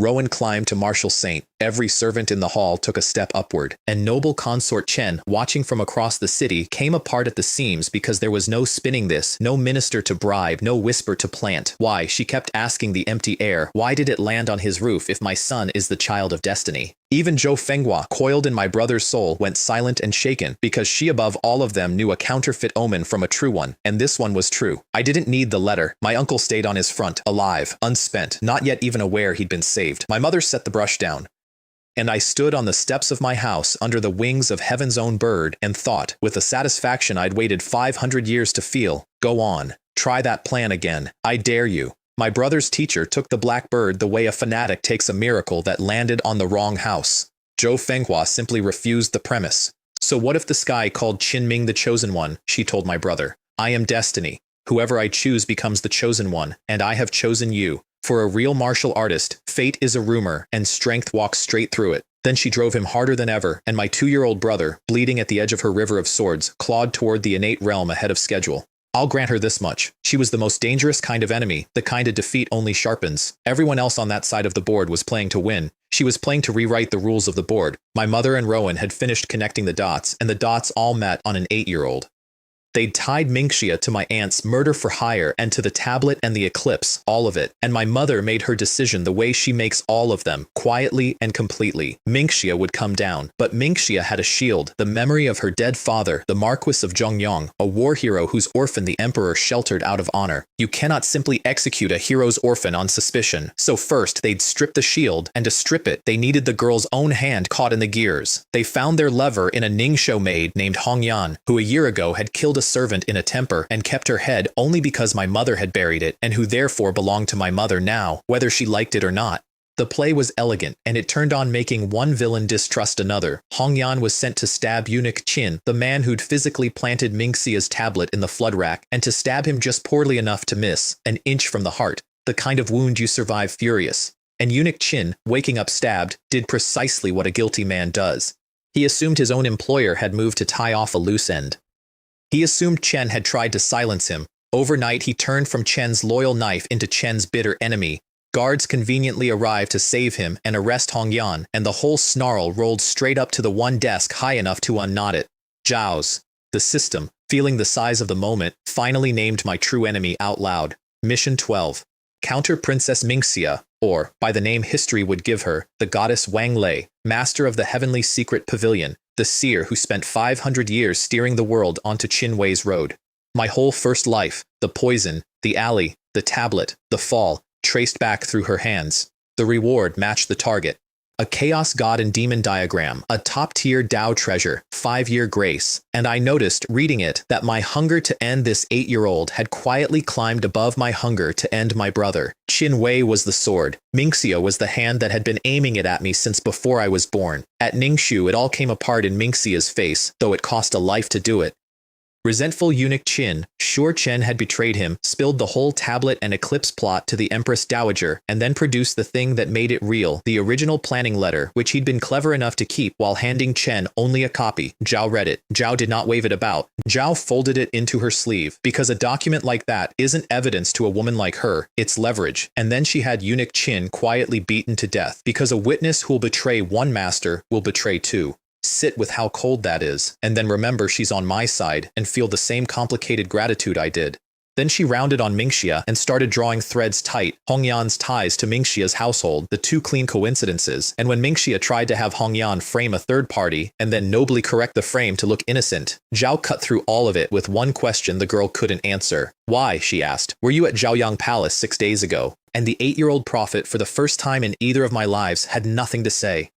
The sentence got settled behind closed doors between my father and Zhou, and it was pure realpolitik. Chen couldn't be killed. Her clan held too much of the army and the court. Mingxia couldn't be publicly executed. She was a war hero's orphan, and the frontier would riot. So Chen would be squeezed to pay reparations to the crown prince, publicly humbled, and Mingxia would be quietly exiled. And somewhere on the exile road, bandits would find her. Everyone in the room knew what bandits meant. The system rated the mission excellent and held it open, and I understood why it stayed open.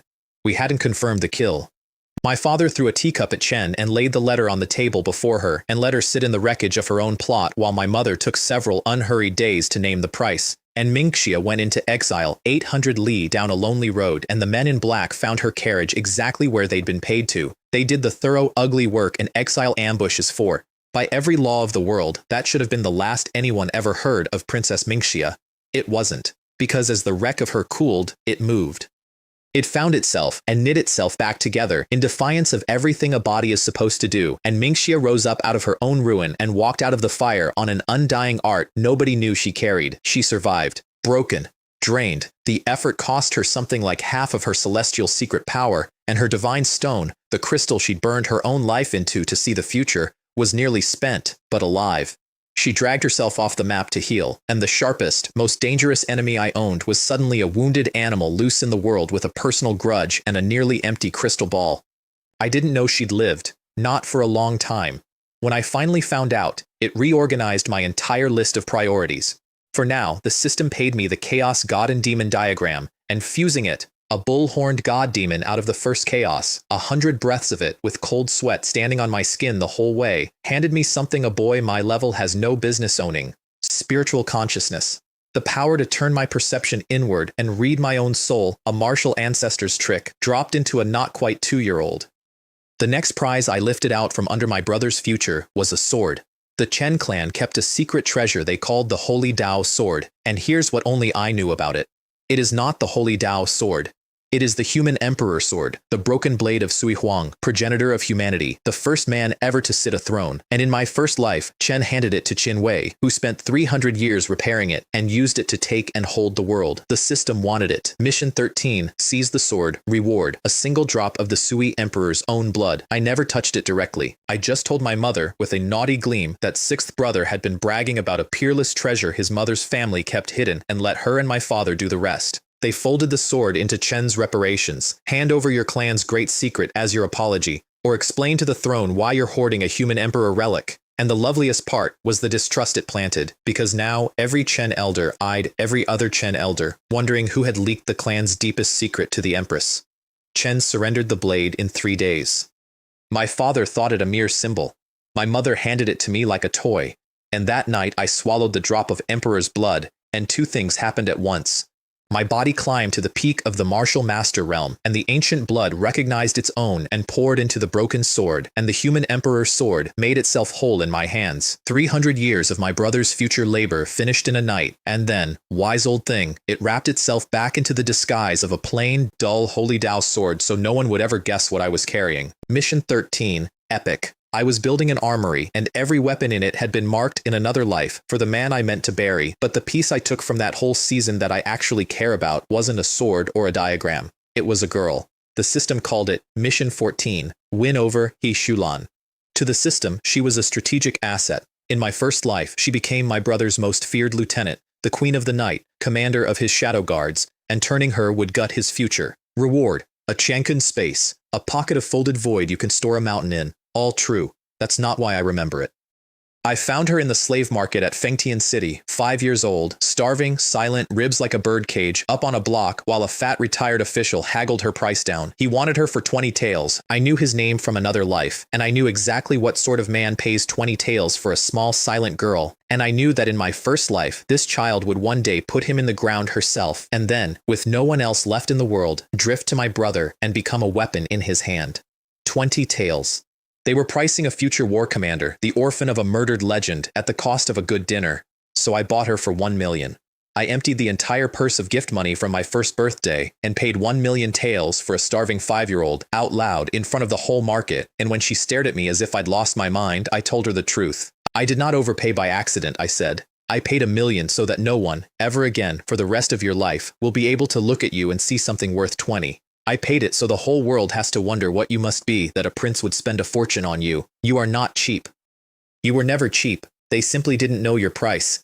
Then I had the man who'd wanted her for 20 taels, and the trafficker who set that price, dealt with the way justice deals with such men, their property seized, and I put the 1,000,000 taels into the girl's own hands to keep. She cried, not the way a child cries. The way something cries that had decided long ago that crying was pointless, and just found out it was wrong. She became my personal maid that day, and I warned her plainly about Qin Wei and what he was, and she took my enemies for her enemies on the spot with a 5-year-old's terrifying sincerity. Mission 14. Brilliant. 100,000 Zhang Qiankun space unfolding in my sea of consciousness. And the reveal beneath it, the reason she was worth a war to either side. He Shulan was the last orphaned heir of the Shadow Blade Pavilion, a great Zhou assassin house butchered to the root, and she carried the shadow body and a comprehension sharp enough to frighten her own teachers. I handed her to Rowan to train. In my first life she was the finest blade my brother ever held. In this one, she would be mine, and she would be free, and as far as she was concerned, those were the same thing, because I was the man who told a slave market she was priceless, and then paid to prove it. 2 months later, I was 18 months old, and the system sent me to school. Specifically, to the Heavenly Origin Tower, a 9-floor trial pagoda that stands in the grounds of Zhou Academy, Great Zhou's great school of the Tao. The tower had spent centuries mostly sealed, cracked open only a sliver, because a wave of young prodigies had come drifting in from the myriad realms beyond our borders, and their pressure had loosened the ancient lock. Ordinarily, no one past 12 may even set foot inside. The mission was simple to say, and, in my first life, laughable to picture. Reach the 9th floor and take the treasure at its top, ahead of every visiting prodigy. Reward: an ancient golden silkworm inner armor. For the record, in my first life I could not clear the 1st floor of this tower. Not the 9th. The 1st. The tower had already become a stage for the season's talents. A 10-year-old girl named Kang Ling, a Holy Spirit body, one of those Constitution sects go to war to own, had cleared the 7th floor and turned down every recruiter who came sniffing, the 3rd prince included. My brother, never a boy to miss a stage, stormed up to the 7th floor himself at a 1.5 years, and the crowd gasped on cue. So before I even arrived, I made a quiet statement. I sent in my maid. 5-year-old He Xulin walked into the Tower of Legends and climbed to the 6th floor, one below the Visiting Genius and the Child of Destiny both, and the message landed exactly as aimed. The Crown Prince's serving girl is nearly a match for your finest. Wait until you meet the Crown Prince. Then I climbed it myself, and I did not stop at 7. I went to 9. First person ever to touch the 9th floor of the Heavenly Origin Tower. And the 9th floor wasn't a room, it was a folded pocket of another dimension, and inside it, sealed, coiled something enormous and old. A black dragon, a creature at the very threshold of the true gods, its pressure alone enough to flatten an army. My ancestor dragon body strained just to stand upright beneath it. And then my other body, the one I never speak of, woke up hungry. The primal chaos, devouring sword physique reached past the dragon's scales and into its soul, and it didn't fight the dragon so much as digest its will, patiently, until the ancient thing stopped struggling and gave in. It folded itself down, all that God-touched power, into a plain black ring on my finger. A cultivation engine that tripled my speed and then some, and a martial ancestor-grade servant on a leash, sealed, but mine. Mission 15 coughed up the golden silkworm armor almost as an afterthought. And my father, who'd been watching the tower in disguise, couldn't hold it in a moment longer, revealed himself in a fit of pure joy, and the Academy's elders fell over one another to become my tutor, and my brother's 7th floor glory got quietly shoveled under and forgotten. A standard afternoon. The next mission had a different shape. Recruit followers, it said. The more of them and the stronger, the better the reward. 3-year window. The prize was a set of heterochromatic eyes, graded 1 star to 10, and I did not yet know how high that ladder climbed. Kang Ling solved the first rung for me by walking up and asking, of her own will, to follow me. A Holy Spirit body who told the 3rd prince no to his face knelt and asked to serve the baby, because her constitution gave her a kind of intuition, and her intuition had swept the room and settled on me. She told someone later that Qin Wei was a firefly, and I was the sun, and she simply preferred to stand where it was warm. I made her a personal attendant. Somewhere in the same stretch, He Xulin slapped the arrogant Qin Zhao across the face a dozen times for running her mouth about the Crown Prince, and nobody moved to stop it, because Qin Zhao had earned every strike and the whole yard knew it. The rewards climbed with each loyal heart I gathered, a 7-star eye for He Xulan's devotion, an 8-star for Ling's, and I began to feel the shape of what waited at 10. But the follower who mattered most to me wasn't the strongest. Ling handed me a list of 100 promising young talents, and I went down it and chose 18, not by their gifts, but by their names, because I knew every one of them from another life. with Ling that made 19, and someone, half-joking, called them the 19 Tiger Generals, and the name stuck to a pack of toddlers and children who couldn't all yet reach a table. We held a war council. They toasted the campaign in warm milk, it being the strongest drink at the table, and I stood on a chair and told them that one day we would trample northern Yan and point our swords at western Luo, and a room full of babies caught fire with it. It should have been ridiculous. It was, a little. It was also the most loyal army I will ever command, and I knew it, because 9 of the 19 had died for me once, in a life not one of them remembers. One of them I have to tell you about. Hu Jian. A soft, round, forgettable boy the other children called trash, because his talent tested as nothing at all. Except I knew the secret sleeping in his body. The vermilion bird Dao body, a constitution that lies dormant and worthless right up to the instant its owner dies, and then ignites. In my first life, Ho Jian stayed trash his whole life, right until the day he threw himself between me and the men hunting me and died, and only in the dying became the phoenix he'd always carried. He bought my escape with the one thing his body was ever going to give him. This time I chose him first, and on purpose, and I made the trash boy a general in front of everyone, and I did not tell him why. Some debts you pay quietly. Mission 16 closed with 19 sworn, the weakest of them a future martial saint, the strongest a yin god, and the system, marveling that 9 of them had been corpses in a timeline it couldn't see, paid me a 9-star eye, the myriad flower divine eyes, a thing that can spin an entire illusory universe. I looked at it, and I looked at the single step left above it, and I decided to be greedy. I wanted the 10. To earn it, I went somewhere no prince was meant to go. The Divine Machine Camp. 3 years earlier, it had been Great Zhou's crown jewel, the core that built and fired the divine crossbow, until a corrupt official sold the blueprints to Northern Yan. The enemy began turning our own weapon against us, and the camp's commander, Gao Hong, defected to Yan in disgrace. What the histories called treason, I knew to be a ruse. Gao Hong had gone over as a lone spy, burning his own name to work from inside the enemy, but no one else knew that, so his 800 remaining loyal soldiers sat rotting in a half-prison, unpaid for 3 years, guarding a shame that was never theirs. I walked in and treated them like soldiers instead of criminals. I put 100 taels of silver into each man's hands, 80,000 out of my own purse, to men the empire had stopped paying, and I watched grown veterans weep because someone had finally looked at them and seen soldiers. And then I found the boy, Gao Chen, 10 years old, the defector's son, spat on by everyone in the camp, and secretly, the most gifted mechanical mind of the age. In my first life, he grows up to build a divine crossbow that climbs from 5 stars to 100, a weapon so monstrous that one man behind it can kill a true god and hold off an army of 1,000,000. Right now, he was a hollow-eyed child hunched over a workbench nobody let him leave, and he flinched when my shadow fell across it. I got him alone, and I said the one thing no one else in the world would say to him. I know your father did not betray Great Zhou. He went very still. Then he said, not looking up, everyone knows he did. It's written. It's decree. And I said, everyone is wrong, and the men who wrote it know they're wrong. Your father walked into the enemy's house alone and let the whole world call him a traitor so he could work from the inside, and there is not a soul alive brave enough to do what he did and be hated for it on purpose. The boy's hands stopped moving. When did you decide this? He asked me. And I gave him the small lie I'd prepared, that my father the emperor knew the truth too and was only waiting for the hour to prove it. It wasn't true yet. It would be, once I made it true, and a lie you fully intend to make true isn't really a lie. It's a schedule. Keep building, I told him, quietly. I'll pay for all of it, and I'll tell no one, and on the day your father comes home a hero instead of a traitor, your crossbows will be waiting to speak for him. He looked up at me then, this 10-year-old who'd been drowning in other people's contempt his whole short life, and he pledged me his life on the spot, and he meant it more than most grown men mean their oaths. And just like that, I had taken, gently, without landing a single blow, the single most important weapon my brother ever wielded, because in my first life, the Divine Machine Battalion is how Qinwei conquered the Eastern Wilderness, and I'd just adopted its inventor before either of us had lost our baby teeth. The system paid in full, the 10-star eye, the supreme double pupils, the top of the ladder, rarer than my own ancestor dragon body, an eye that bends space and time. The one flaw in the plan was that toddlers have parents, and the parents of 19 prodigies were not delighted to learn their children had wandered into the Empire's most politically radioactive military camp.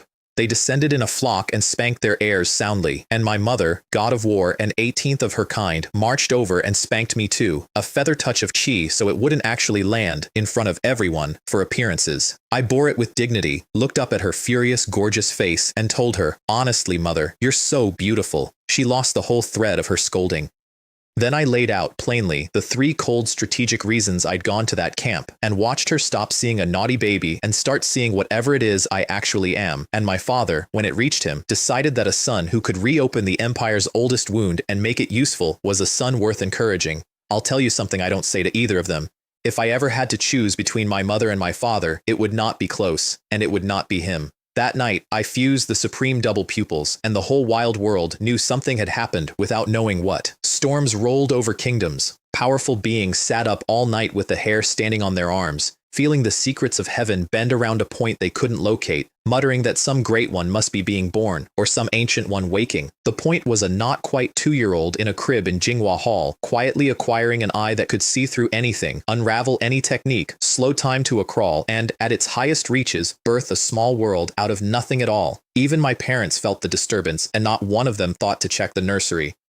That's the whole game still. The most dangerous thing in the Empire keeps its eyes shut and drools on schedule, and the Empire tucks a blanket around it and turns out the light. My next teacher arrived with an instrument and a grudge. Zhou Shuying came back to the capital with Manhwa, a 10-year-old true disciple of the Yaoqin Pavilion, one of those prodigies born with a Qin heart and innate genius for music as a martial and spiritual art. Manhwa had come because her sect's sacred zither had, like everyone's sacred everything, prophesied that Qin Wei was the child of destiny, and she'd come to test him. He passed, replaying an impossibly difficult piece without a flaw, which he managed because the dead woman in his head had drilled him on it across 100 imaginary years of illusion. In my first life, Manhwa ran this same test on me, and I failed it in front of everyone, and she made very sure I never forgot it. This time the system handed me Mission 17, Shock the Qin Goddess, and noted in its driest tone that music was my one genuinely average talent, and I should budget about 10 years for it. I did it in an afternoon.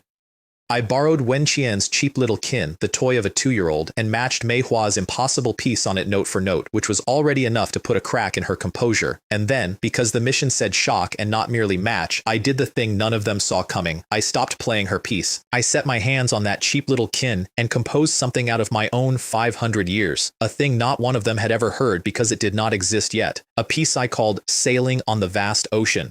It opens small, one man and a boat and far too much water. And it builds, wave on wave, until the whole thing is horizon, and I poured into it every mile of the 10,000 I ran in my first life, and every cold ocean I crossed with nothing to my name. And when the last note fell, nobody in that garden was breathing. Manhwa had come to test a prince's parlor trick. She got a grown man's entire life played back to her on a toddler's toy, and she had nowhere to put it.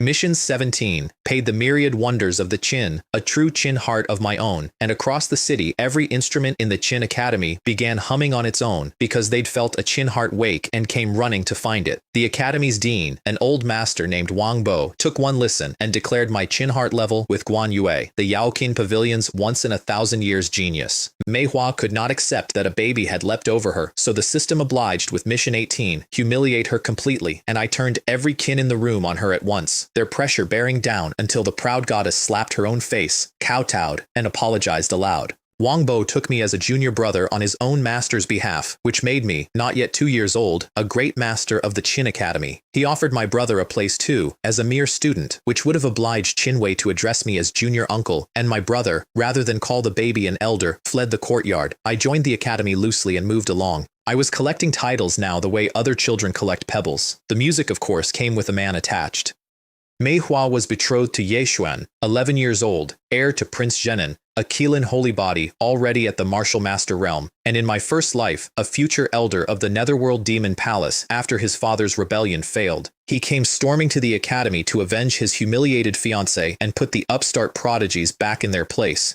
What he got instead was his fiancée, in front of everyone, kneeling and kowtowing 9 times to a toddler, because Manhwa had seen the true depth of my Qin heart, decided it was the Qin ancestor himself reborn, and resolved she would rather follow me than marry a prince. She broke the engagement in public, swore me eternal loyalty, and slapped Ye Xuan across the face for punctuation. He came unglued, the specific unglued of a proud young man discovering that women are people with preferences, and then Kang Ling, the snow lotus goddess he'd privately worshipped from afar, mentioned that she too now served the crown prince, and he very nearly brought up his own lunch on the spot. The system handed me Mission 19, defend myself against Ye Xuan, reward, Scarlet Shadow Guards, a corps ranked 1 to 1,000. My brother, sent by the emperor to receive the visiting prince, smelled a chance and engineered a duel, with Wu graciously suppressing his power down to my level to make it fair. I told him not to trouble himself. Go all out, I said. He didn't listen, so I ended it with a single slash of my wooden sword that flung the martial master prince across the yard, and only his silver-scale treasure armor kept him whole. The courtyard reeled. The crown prince was an innate cultivator at 1.5 years, and my brother's face went gray because I'd reached innate before he had. Then Ye Xuan dropped the fairness and came at me for real, a chillin' giant millstone of pressure grinding down, and I met the 11-year-old's finest art with a form I named, to his face, Sword Dao for beginners. I cut through his millstone and put him on the ground, disbelieving, and when he lifted his head to promise me revenge, I decided to make the lesson permanent. Ye Xuan's whole gift lived in a single treasure grown into his body, a Qilin jade, the root of his holy constitution, so I took it. I drew the jade out of him, and the prince who'd swaggered in as a martial master crawled out an ordinary crippled boy. Mission 19 rated legendary, the full 1,000 Scarlet Shadow Guards mine. My brother hauled his ruined guest away to nurse him and turn him against me, which suited me fine. A cripple who hates me is a rumor. He used to be a weapon. Ye Xuan had one move left, and he spent it that night. The Qilin jade had been part of his soul, and through that link he reached across the city to kill me in my sleep, to seize my meridians and force a fatal chi deviation. I was awake. I'm always awake for these. My mental power, already at the martial grandmaster tier, closed over his like a palm over a candle flame, and I sealed the jade away into my Qiankun space and cut the link at the root. The backlash that rebounded into Ye Xuan broke something in his mind that doesn't grow back. He spent the rest of the night raving about the Netherworld Demon Palace and a rebellion still decades away, secrets his family would have killed to keep buried, and by morning he was mad. My black dragon devoured the ancient Qilin spirit sleeping in the jade, and the jade itself unfolded in my pocket world into a floating island 1,000 feet across. Everything that comes near me, in the end, becomes real estate. And then, when a Changzhou general named Ye Ming, Prince Jenin's brother, come to make political hay out of his crippled nephew, stormed the capital demanding the crown prince be impeached, and my father was boxed in and running out of room, the doors of the hall opened, and my uncle walked in. I had to hold my face very still. I had spent 500 years remembering him dead, and here he came, alive, enormous, unhurried. Song Long Wei, my mother's younger brother, the war god of Great Zhou, a battle saint body who reached the peak of the martial saint realm at 17, and once rode 3,000 cavalry 7 times into a northern Yan army and 7 times back out and left 100,000 of them on the field behind him. The system, still convinced my living relatives are corpses, offered me Mission 20, resurrect Song Long Wei, and cleared it the instant he crossed the threshold because you cannot resurrect a man who is busy filling a doorway. Reward, a divine arrow that shoots the how. I barely read it. I was looking at my uncle, and my eyes had gone hot and red without asking my permission, and for once, in either life, I let them. He didn't even draw a weapon on Ye Ming. He just stood there being what he was, and the nobody impeaching me remembered, all at once, exactly whose sister's son he was slandering, and the whole gambit died in the man's throat. Some people you defeat. Some people simply walk into a room, and the room rearranges itself around the fact of them. My uncle is the second kind. In my first life he was spent like coin to buy me 3 bad years. In this one he'd walked in under his own power, whole, and I made myself a promise standing there with red eyes and a still face. Not again. Whatever it costs. Not him. Not again. Alone with him, I learned the visit was a feint. My uncle was quietly, secretly prying open the forbidden Beiyan mountain, a beast-haunted death trap of a pass, to strike at the soft heart of northern Yan from the one angle nobody guards. In my first life, this is the exact campaign where he died, so I took my war god uncle hunting and let him watch his infant nephew draw 1,000 caddy bow to full and put 10 arrows through 10 distant marks, one after another, until he stopped laughing and started thinking. Then I did 2 things. I gave him my 1,000 Scarlet Shadow Guards, all of them. Innate realm soldiers whose blades grow keener with every life they take. Your soldiers are my soldiers, I told him, and I handed him a secret worth an army. Great Yan's national treasure, the Konglei bell that shields their capital, cannot be sounded for 6 hours out of every year, and this year that dead window falls in 7 days. In my first life, my brother is the one who found that fact and hoarded it. This time I gave it to the man history killed for being a month too early, and I watched his eyes change as he saw, laid out plainly in front of him, the shape of a victory that does not require him to die to win it. 7 days is not a long time, unless you're waiting for a war. While my uncle rode north to spring the trap I'd handed him, the Chen clan handed me a gift without knowing it. A Chen cousin named Chen Yi came home in triumph, having negotiated a 10-year non-aggression treaty with Northern Yan, and the whole nation celebrated, and the Chen star climbed higher than it had all year. Lovely timing, because 3 days later my uncle's army came out of the mountains and fell on northern Yan, and to a court that didn't know what I knew, it looked as though the Empress's brother had just shredded a national peace treaty for personal glory. The reaction was everything Mingxia could have dreamed, and she wasn't even in the room. Tens of thousands of Dao Academy students knelt at the palace gates demanding the war god be recalled and punished. Gu Renji's faction moved to pin every secret concession Chen Yi had signed away onto my uncle's head, to make him the man who broke the peace. My uncle, 300 miles off and winning, had just been convicted of treason at home by acclamation. This is the machine that killed him the first time.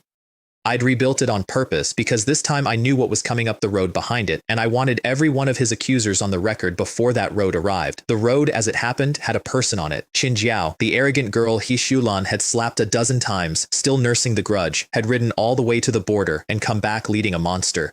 Murong Feng, 4th Prince of Great Yan, the finest young talent that enemy nation owned, a crimson dragon sacred body already at the 9th level of martial master at 12, and in my first life the man who one day struck the demonic lord down with a single palm thrown across a battlefield. She'd talked him into riding south to humiliate the upstart crown prince. He came for the sport of it. He ambushed my carriage on the road, and the system lit with mission 21, pay back the man who killed me from a distance in another life. Reward, the crimson dragon god fist. Great Yan's own royal art.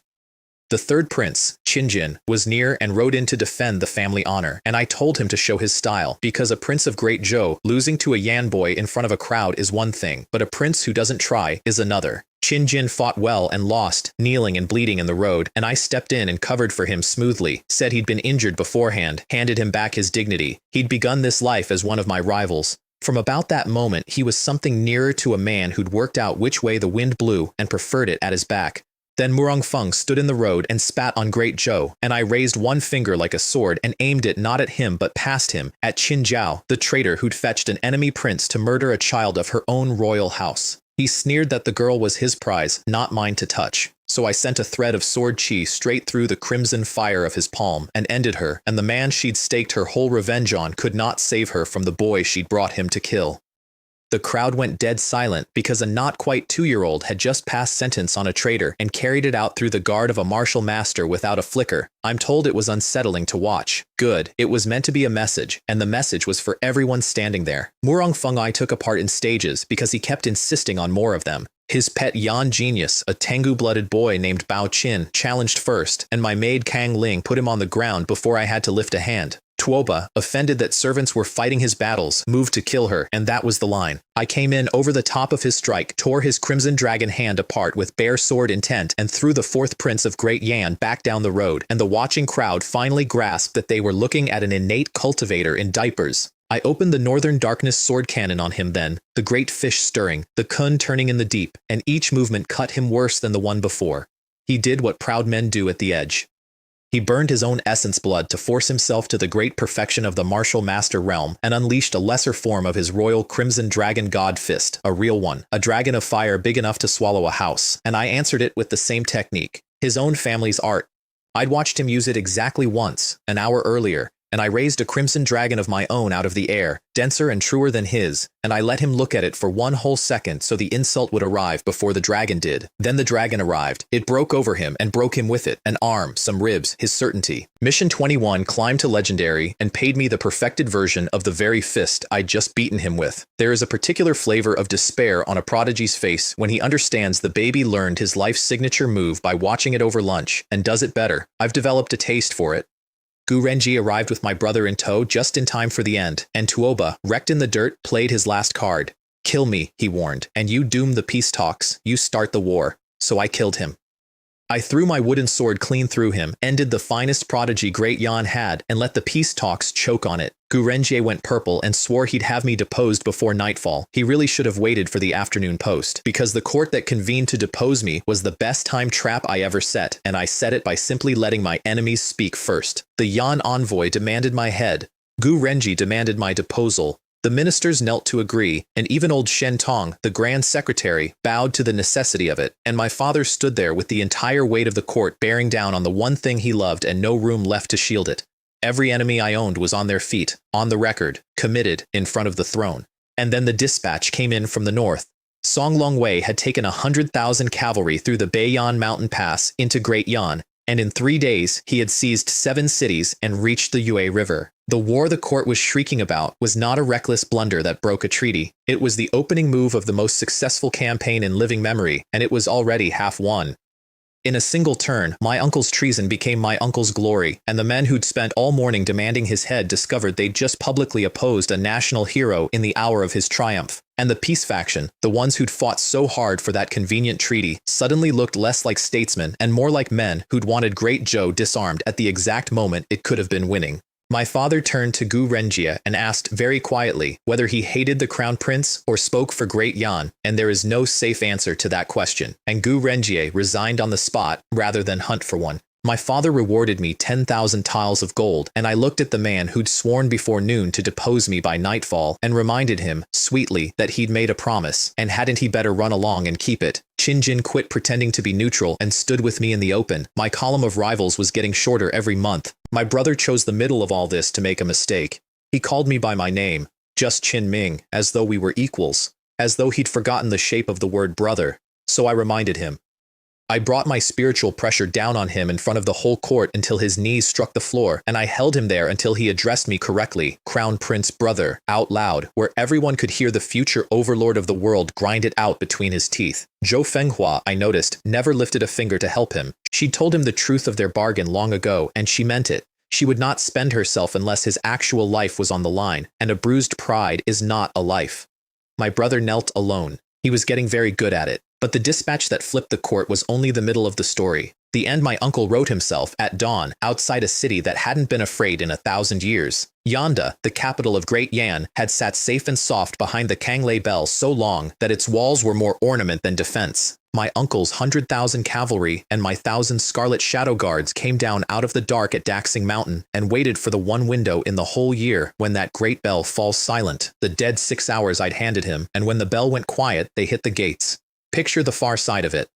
1,000 years of peace makes a city lazy in a very particular way. The watch on the Yanda wall that morning was a formality. Old men and boys who had never once in their lives seen an enemy banner, and the first of them to squint into the dark and see 100,000 horsemen already at a dead gallop, had time to shout roughly one word before the gate came apart under him. Up in the palace, the Emperor of Great Yan, Murong Qin, was shaken awake by guards insisting on something so impossible he made them say it twice. The bell. The bell had not rung. The bell always rings. And by the time he understood that the single morning in the year his city could be touched was the morning it was being touched, my uncle was already walking his halls. By the time the city understood it was under attack, the gates were already broken. And my uncle did the thing no great Zhou general had managed in 2,000 years of war between our nations. He didn't burn the city. He took its master. He lifted the Emperor of Great Yan, Murong Qin, off his own throne, and his crown prince, and 3 more princes and 2 princesses, and he pulled them all back out through the broken gate and into the dark before the 6 hours ran out and the bell could sing again. When the second dispatch reached the capital, the court that had been arguing about a treaty went completely silent. For 2,000 years, these two nations had bled each other white over border towns, and no one, on either side, had ever captured the other's emperor. My uncle had just done it in a single dawn, and Great Zhou woke to find itself holding the initiative in a war that had shaped the whole world for as long as anyone could name. Chen sat in her palace and understood that the treaty her clan had built its entire year around was ash. My brother sat in his and understood that his single greatest future weapon, the war god who was supposed to die young and leave the Song clan weak, had instead become the most decorated general alive, on my side, because of me. Even Zhou Fenghua could only tell him to be patient and play the long game, which is the thing you say when you have no move left.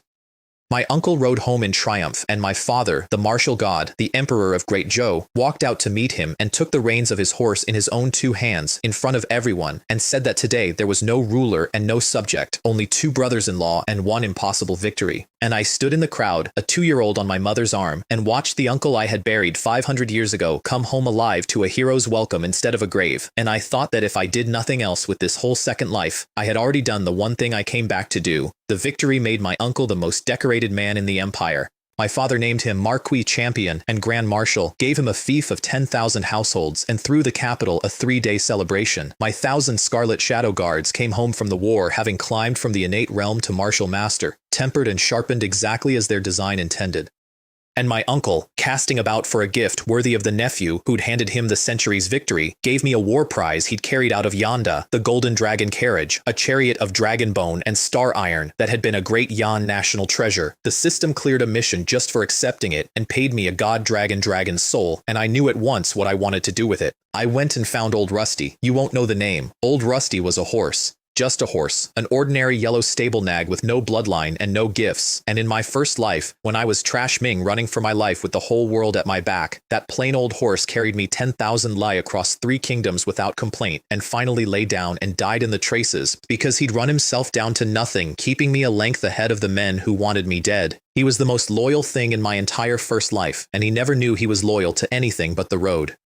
So I found him again, young and unremarkable in the imperial stables, and I put a god dragon's soul into a stable horse, and Old Rusty stood up with a divine dragon's blood running in him and hooves that could cross a province, and I hitched him to the golden carriage of a captured emperor. The system paid me a dragon's whip for it and probably thought I was being strategic. I was paying a debt to a horse. Not every account I settle is a violent one, just most of them.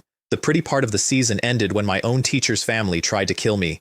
The system set me mission 24, keep Zhou shooing in the wild world, because in my first life my teacher eventually left this plane in disillusionment and returned, centuries on, as an enemy, and to fix that I had to remove the thing that drove her out. It went by a beautiful name, Master Qing Yun, a revered sage of universal love and non-aggression whom the whole world honored, and who was, under the sainthood, Zhou Shuying's own senior brother, a man named Hua Kai, who had secretly opened the forbidden gate at the bottom of the Tai Sui arts and turned himself into a soul-devouring demon, wearing a saint's reputation.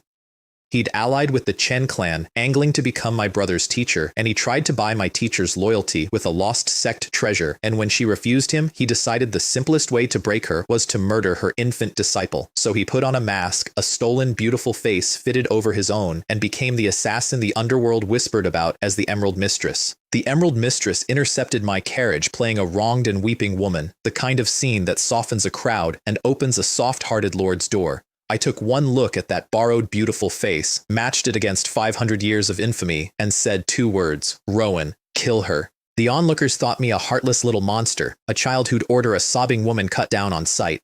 The onlookers did not know they were looking at a martial saint blood demon in a dead woman's face. I did.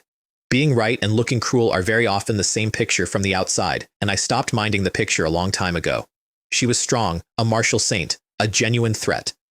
My golden dragon carriage ate her opening palm without cracking. Rowan and my uncle closed on her from both sides, and I claimed the dragon's whip in the middle of it and helped run her to ground. The system offered mission 25, survive Hua Kai, reward, a 9 tribulation star tear, a thing that lifts an ordinary weapon into a top divine artifact. They pinned her, and just before she could gasp her true name to the crowd and detonate the revered Master Qing Yun's reputation across the whole world, I sent Rowan the order, mind to mind, and closed her mouth for good. Some secrets you kill a person to keep, and this was one, not to protect her, but to protect the world from what the truth of her would have done to it. Mission 25, epic. And then the corpse tried to take my mind, because there had been something living inside Hua Kai, older and worse than Hua Kai, and when his body died it peeled off him and lunged for the nearest strong soul, which was mine. A vast god named Mo Xuan, the remnant soul of a nirvana god-level devil out of the deep past, poured into my sea of consciousness in a heartbeat, and for the first time since I was reborn, I was in real danger.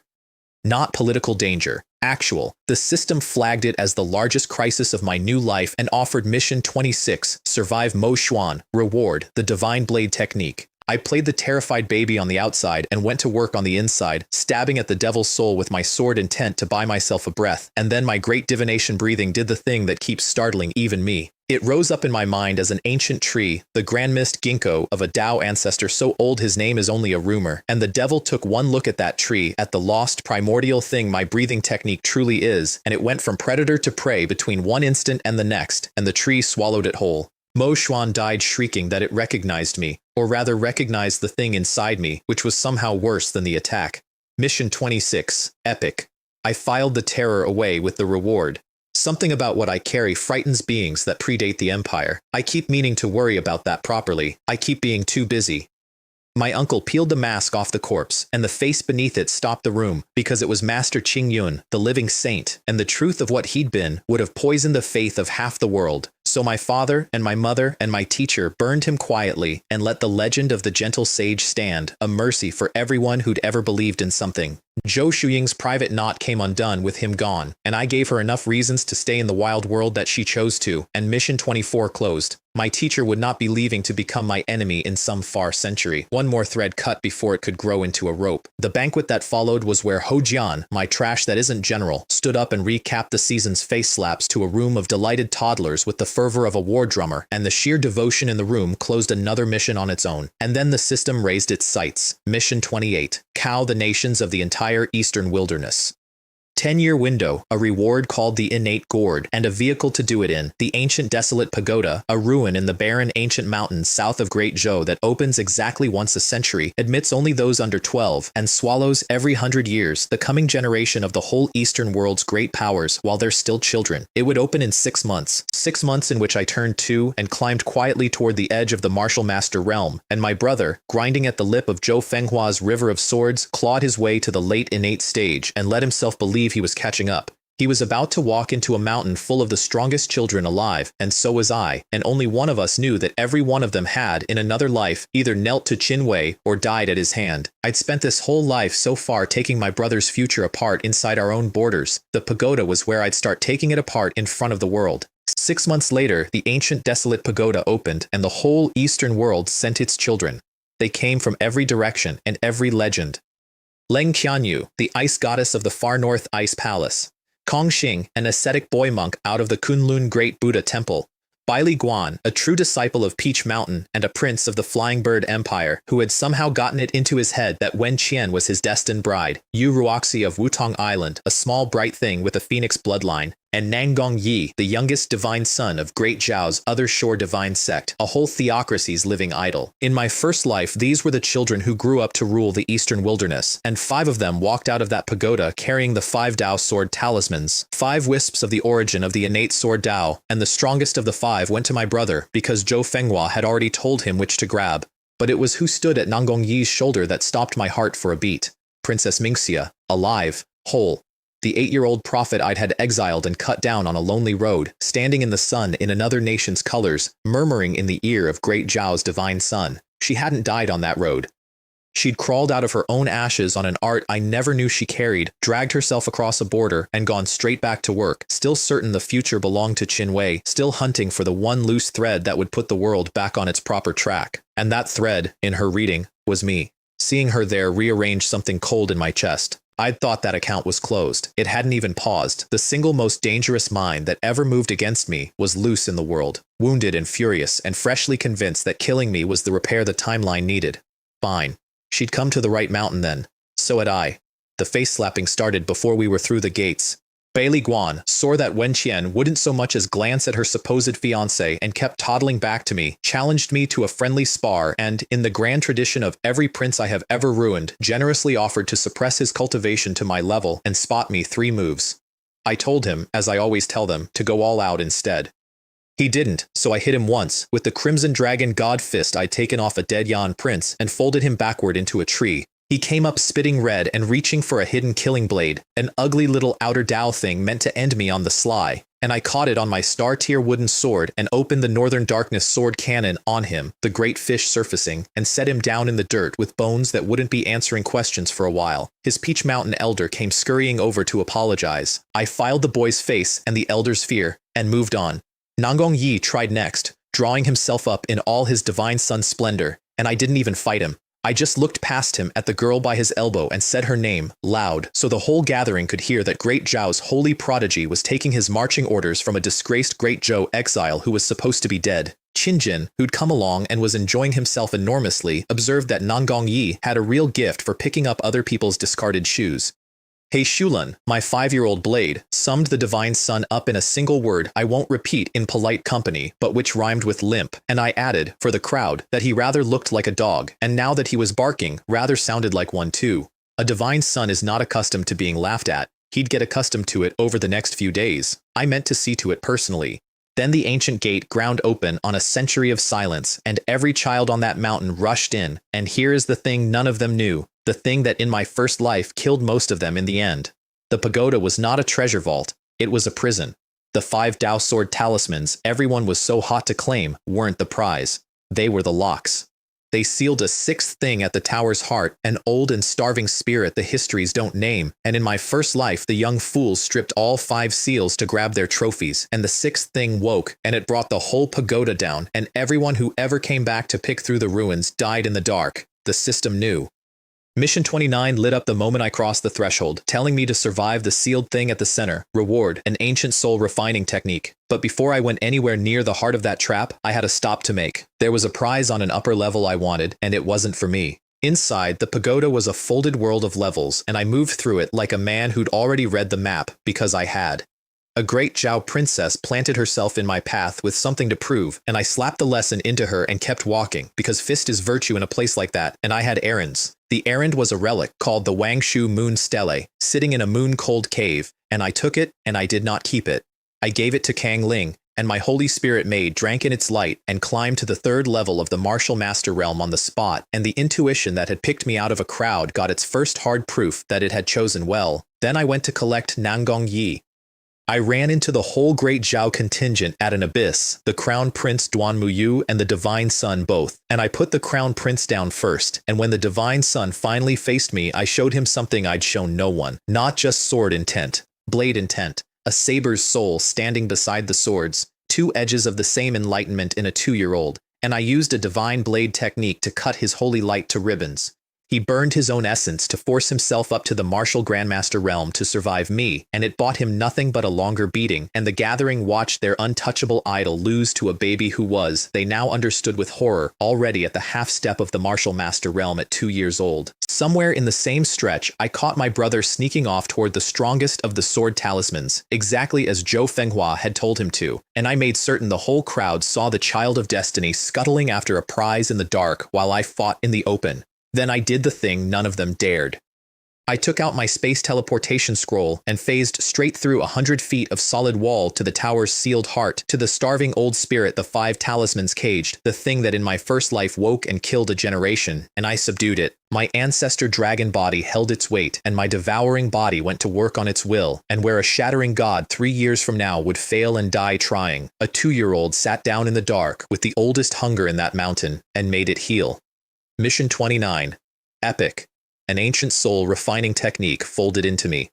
And with the caged thing broken to my hand, the seals around it lost their teeth, and the mightiest of the 5 Dao sword talismans, the Tai Yi, drifted down and cowered at my feet like a scolded dog. I picked it up, and then I gave it away. I handed the Tai Yi talisman, the prize my brother had been sent to seize above all others, to Wen Qian, who kissed my cheek for it. I gave the Taiji to He Shulan. I let my brother keep the lesser Tai Chu he'd crept off to grab, and let Leng Qianyu and Kong Xing gather their scraps.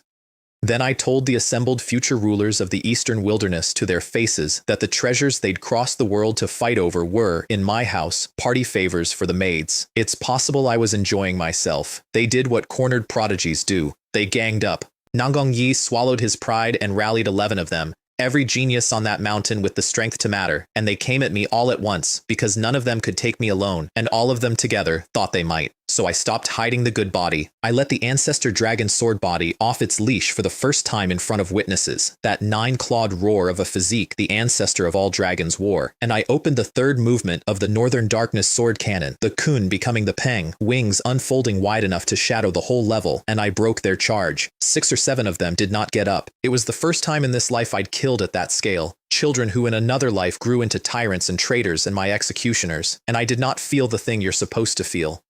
I felt the pagoda begin to come down around us, its purpose spent, its prisoner mine. We spilled out of the collapsing tower into daylight in front of 10,000 watching elders, and I finished it there. Bai Li Guan had run up a debt in that mountain, the hidden killing blade, the cheap shots, the whole sneering week of him, and I collected it in the open. His Peach Mountain elder shrieked for me to stop, and then, when I didn't, came for me himself, a half-step martial god descending on a 2-year-old in a fury, and my uncle stepped in front of me. Song Long Wei, peak martial saint, moved like a closing door, and he asked the half-god who had given him the audacity to speak that way to his crown prince, and then he answered his own question with 2 strikes of his spear, and put the half-god down in front of the whole eastern world. And I want to stop here, on this, because it's the beat I came back for, and it isn't a fight.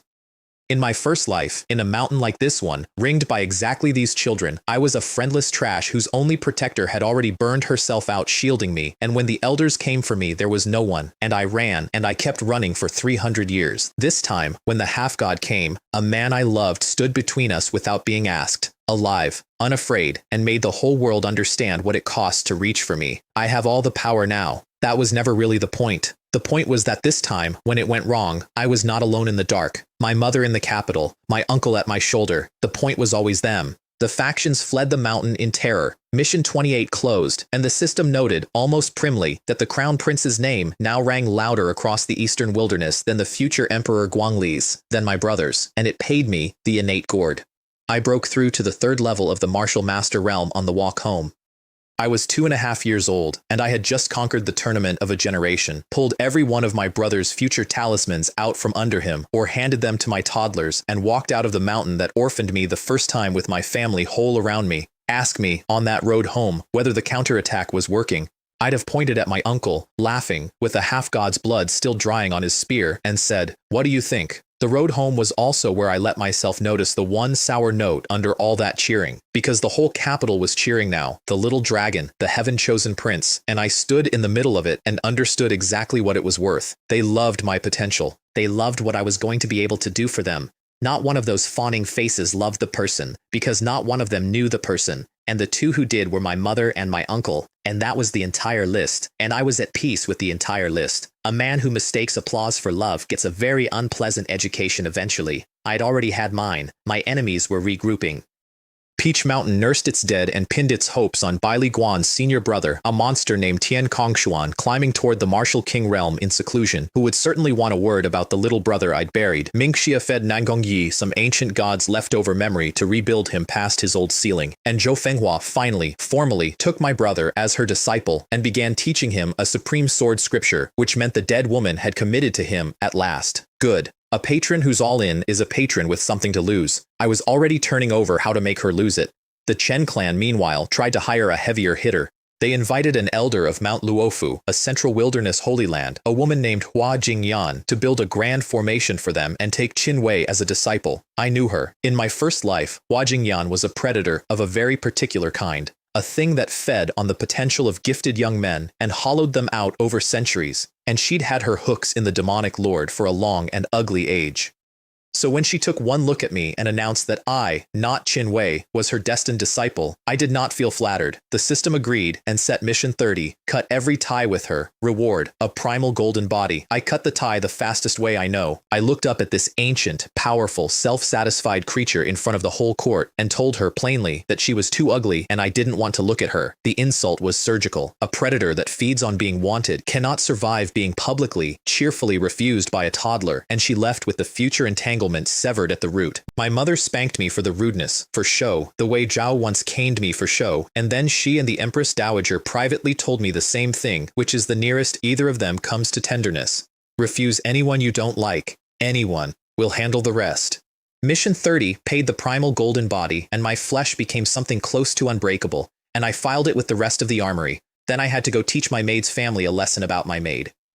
Kang Ling's older brother, a 15-year-old martial ancestor named Shen Huiyang, had slapped her for disgracing the Shen name by serving a baby, and I hold a very specific view of people who hit my people, so I went to the Shen residence and informed them that no one in the world but me was permitted to lay a hand on my maid. They set me up to merely defend myself, expecting a toddler's tantrum. 2 slaps later, the martial ancestor brother was on his knees, striking his own face 100 times and kowtowing to the little sister he'd hit, and the Shen clan discovered a deep and sudden respect for the crown prince. And I gave Ling a lesson worth more than the apology. The people you've wronged, I told her, you either forgive completely or frighten completely, and never anything in between, because a half-humbled enemy just walks home and sharpens a knife. Somewhere out in his mountain, Tian Kongshuan heard how his junior brother had died and swore he'd come collect from me inside the year. He'd underline my point for me, in time.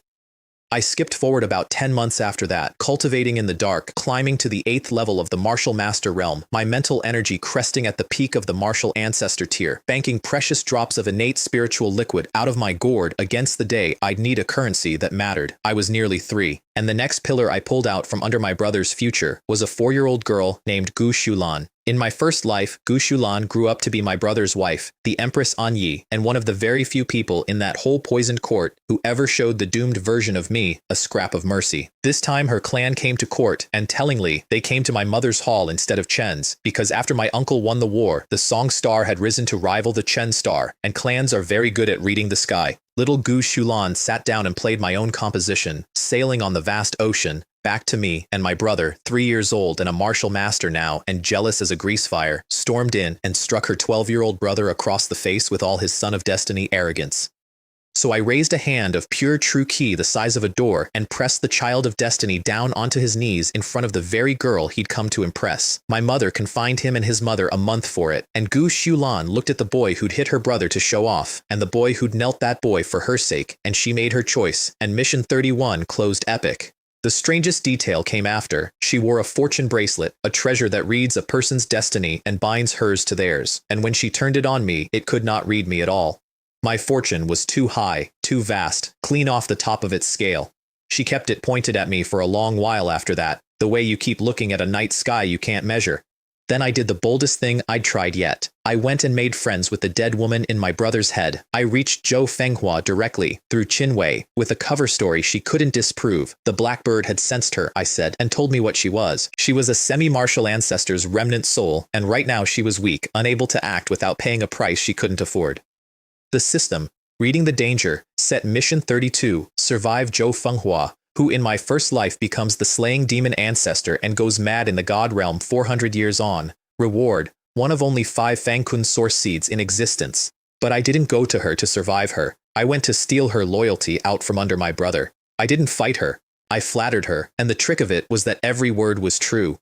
You're sharp-tongued, I told her, but you're soft underneath it, and compassionate where no one's looking, and you remind me of my mother, which out of my mouth is the highest thing I know how to say. She'd braced for a rival and got a boy telling her she was kind. It knocked her clean off her rhythm. Then I needled the bond, gently, the way you work at a splinter. Does he deserve you? I asked her. Truly. You burned half your legacy to save that boy, and what does he do with the gift? He loses to me, and then blames the loss on you. I have more strength to spare for healing you than Qinwei will own in 100 years, and I'm not even asking you to leave him. I'm only asking you to notice which of us treats you like a person, and which one treats you like a ladder. And then, before she could gather an answer, I gave her a gift no one had given her in 1,000 years of being a ghost. A single precious drop of my banked innate spiritual liquid, real strength, mine, handed across with nothing asked in return. She refused my offer, and she drank my gift. She sat there in my brother's soul and told me no and swallowed the strength anyway, and that told me everything I needed to know about where this was going. You do not take a drink from a man you truly intend to keep hating. And not long after, she looked at my brother, her own chosen disciple, and told him to his face that Qinming was far superior to him, and that perhaps I wasn't as bad as he thought. I had just driven a thin, cold wedge between my brother and the single greatest source of his power, and I'd done it by being kinder to his master than he was. His hatred of me deepened another notch. It was becoming one of my favorite renewable resources. Mission 32 paid the Fangkun source seed, and I want you to understand what that is, because it changed my whole timetable. It's a seed that grows a small private world inside my soul, and inside that world time runs 300 times faster than outside, 300 to 1. A single day in the world is most of a year in there. I now had a place to go and cultivate and think and plan where one quiet afternoon bought me most of a year of work, and no one alive could follow me into it. The gap between me and everyone else had never been a straight line. Now it curved. The last face I dealt with that season belonged to a boy I had very personal feelings about. Shen Yan, 12 years old, eldest grandson of the Shu clan, a martial ancestor, and in my first life, the man who threw me into the Death Demon Cave. The fall that killed me. The fall that sent me back here. He came to my teacher's home with my cousin Qin Hao and my second aunt, Song Jing, and the system offered Mission 33, beat Shen Yan, reward, Sword Dao perfection. I watched him use his family's bright moon sword technique exactly once, learned it on the spot, and turned it back on him at a mastery his own clan wouldn't reach in 7 years, and I put the boy who would one day kill me flat on the ground without breaking a sweat, years before he'd ever get the chance. Then I bluffed, idly, that I could sense murderous intent in a room, and watched my second aunt Song Jing flinch, because she'd been sitting there quietly wishing me dead, and my teacher threw the whole poisonous lot of them out. Mission 33 paid Sword Dao perfection. I just beaten my own murderer for sport in a courtyard, and he walked away with no idea he'd ever been anything to me but a warm afternoon's exercise. Some revenge you take loud, some you take so quietly the target never even learns the account existed, and then my grandmother told a secret that reorganized my whole understanding of who I am, and she told it out of pure spite. The Duchess of Wei, my mother's supposed mother, had never hidden that she hated her, doting on the dead Xiao Xue, cold to Ruolan, and now, with the old Duke Song Wuji dying and the Song clan's leadership up for grabs, she spat out the reason. Song Ruolan was not her daughter. My mother was the child of Duke Song Wuji and a woman named Shen Ling, a divine being the histories don't record, whom the whole clan had once served like slaves, and whom they called, in hushed voices, the Holy Mother. The Duchess had been made to raise the child and play the mother, and she'd spent a lifetime resenting the counterfeit. Which meant my mother carried in her veins something that came from no mortal line at all, and so, therefore, did I. I went to see the dying old duke for the rest of it, because half a secret is a loaded weapon with no aim. Song Wuji was a ruin, a martial god burned down to embers, hopeless, waiting to die. I cracked him open with a cover story he wanted to believe, that I dreamed fragments of the future, and with the one truth that got his attention, the name of the poison and the shape of the plot around me, and out came the thing at the bottom of everything.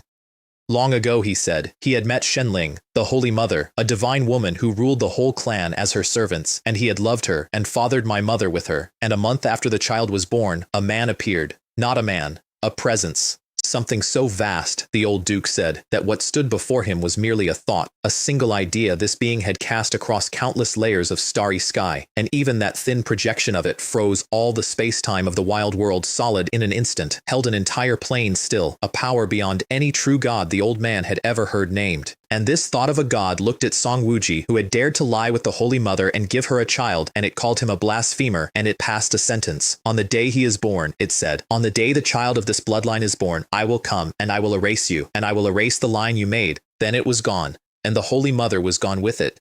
And the old duke spent the rest of his long life waiting for a doom that never quite came, watching his daughter and now his grandson carry a mark neither of them could see. Let me tell you where that put me.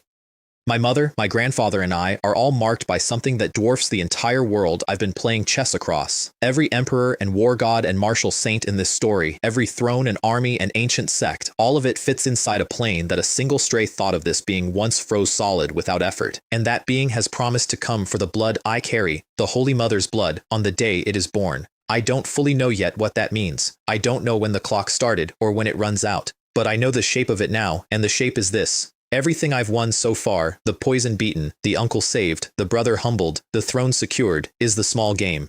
Somewhere out past the stars there is a larger one, and it already knows my family's name, and it is in no hurry at all, because things that vast never are. So I did the only thing I know to do with a doom. I gave the old man back his fire.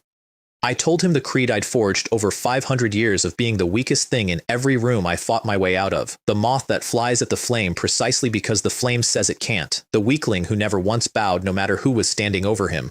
I told him a sentence isn't a death until it lands, and that I had no intention of standing still and letting it. And the dying old duke, who had been waiting decades to lie down, sat up instead, and something came back into his eyes, and he quietly handed me the one thing he had left worth having, the entire hidden military intelligence network the Song clan had spent generations building. Mission 34, complete. I'd walked in to comfort a corpse and walked out with a spy network and a cosmic death sentence. On balance, a productive visit. The immediate use of all that was closer to home. My mother, learning she had never been the Duchess's daughter, stopped extending the Song and Shu clans any courtesy whatsoever, and she chose a target with surgical care. My second aunt's husband, Shen Bo, Vice Minister of Works. Because Shen Bo had built the Sui River Dam, the one that breached and nearly branded me a cursed omen. He'd known it was flawed, hidden the flaw, and quietly silenced the witnesses after it broke, and Duke Song Wuji's freshly inherited network handed us the proof of all of it. I fused my sword Dao perfection and a minor star shift that lets me bend a force off its line, and the system, in a comic mood, set Mission 35, lead my tiger generals to war on my brother's little subordinates, and paid a battle saint method for it. So I deployed a 5-year-old general named Hu Jian to muster my toddler army, and we ambushed Qin Wei and Shen Yan and Qin Hao and a whole pack of their followers, and I suppressed the child of destiny and my own future murderer at once, in the same afternoon, with the same hand. Then Shen Bo came storming in to cane the impudent baby, and instead the Imperial City Guard arrested him on the spot, for bribery, for the faulty dam, for the silenced witnesses. and the fight over what to do with him turned into the ugliest kind of court fight because Shenbo was a scholar official and Great Zhou has a proud 1,000-year tradition of never executing its scholar officials no matter what they do, and the clans closed ranks to shield one of their own, knowing full well he was guilty. My father wanted him beheaded. The scholar clans blocked it. His own father, the chief minister Shen Tong, sat silent and let the machinery grind. So I warned Shenbo to his face that he had 3 days to live, and then I made it true without lifting a blade. I simply told my second aunt Songjing a truth I'd been holding, that years ago Shenbo had swapped her newborn son for his mistress's child, and that her real son had never lived to grow up. She killed the mistress in her grief, and then poisoned Shenbo in his cell, and the whole thing wore the face of a betrayed wife's revenge. And the scholar clans were left humiliated, having spent all their credibility defending a man who detonated from the inside. My father was pleased. I had turned the court's own sacred rule into the rope that hanged the man it was written to protect.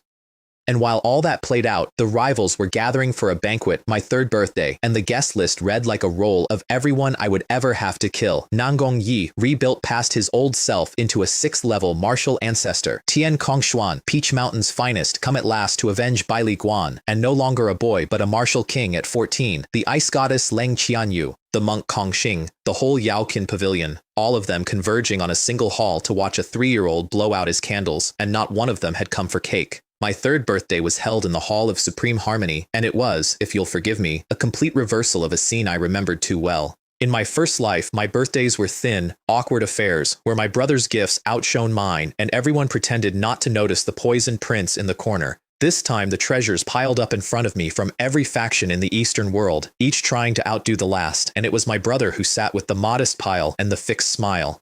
Funny how a table can tell a whole story.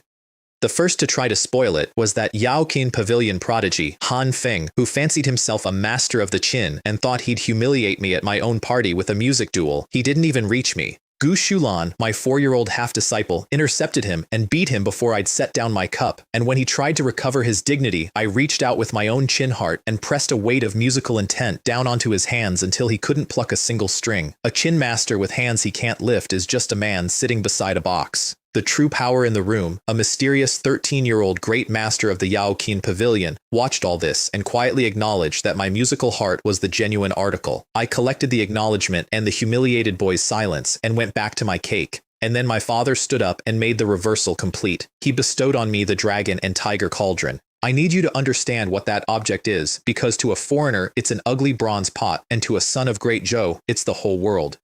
The Longhu Ding is the sacred symbol of the crown prince's position, the physical proof of the heir, and here's the detail that stopped even me. My father, the emperor, had never held it as a prince. It skips generations. It is given only to an heir the dynasty considers beyond all question, and the emperor was placing it in the hands of his 3-year-old son in front of the assembled powers of the age.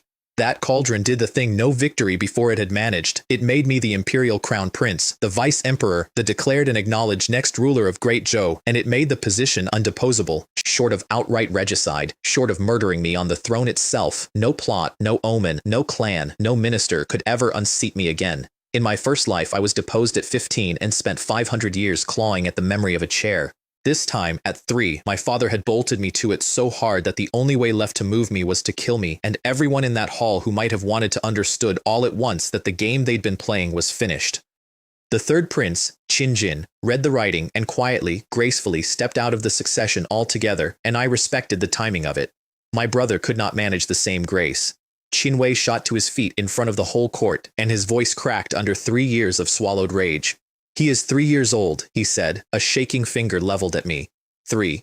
You would place the dragon and tiger cauldron in the hands of a toddler, seal the succession of the dynasty over an infant, on the strength of one lucky bird and a few parlor tricks. This is not talent. This is a fraud, and every one of you is too dazzled to see the strings. He wasn't entirely wrong about the parlor tricks. He was spectacularly wrong about which of us was the fraud. And I answered him not with an argument, but with a creed, the one I actually believe, spoken down at him from beside that bronze pot. My future is destined to crush this entire era. My name will still be spoken when 1,000 years have buried everyone in this room. And you want to tell me I can't hold one cauldron?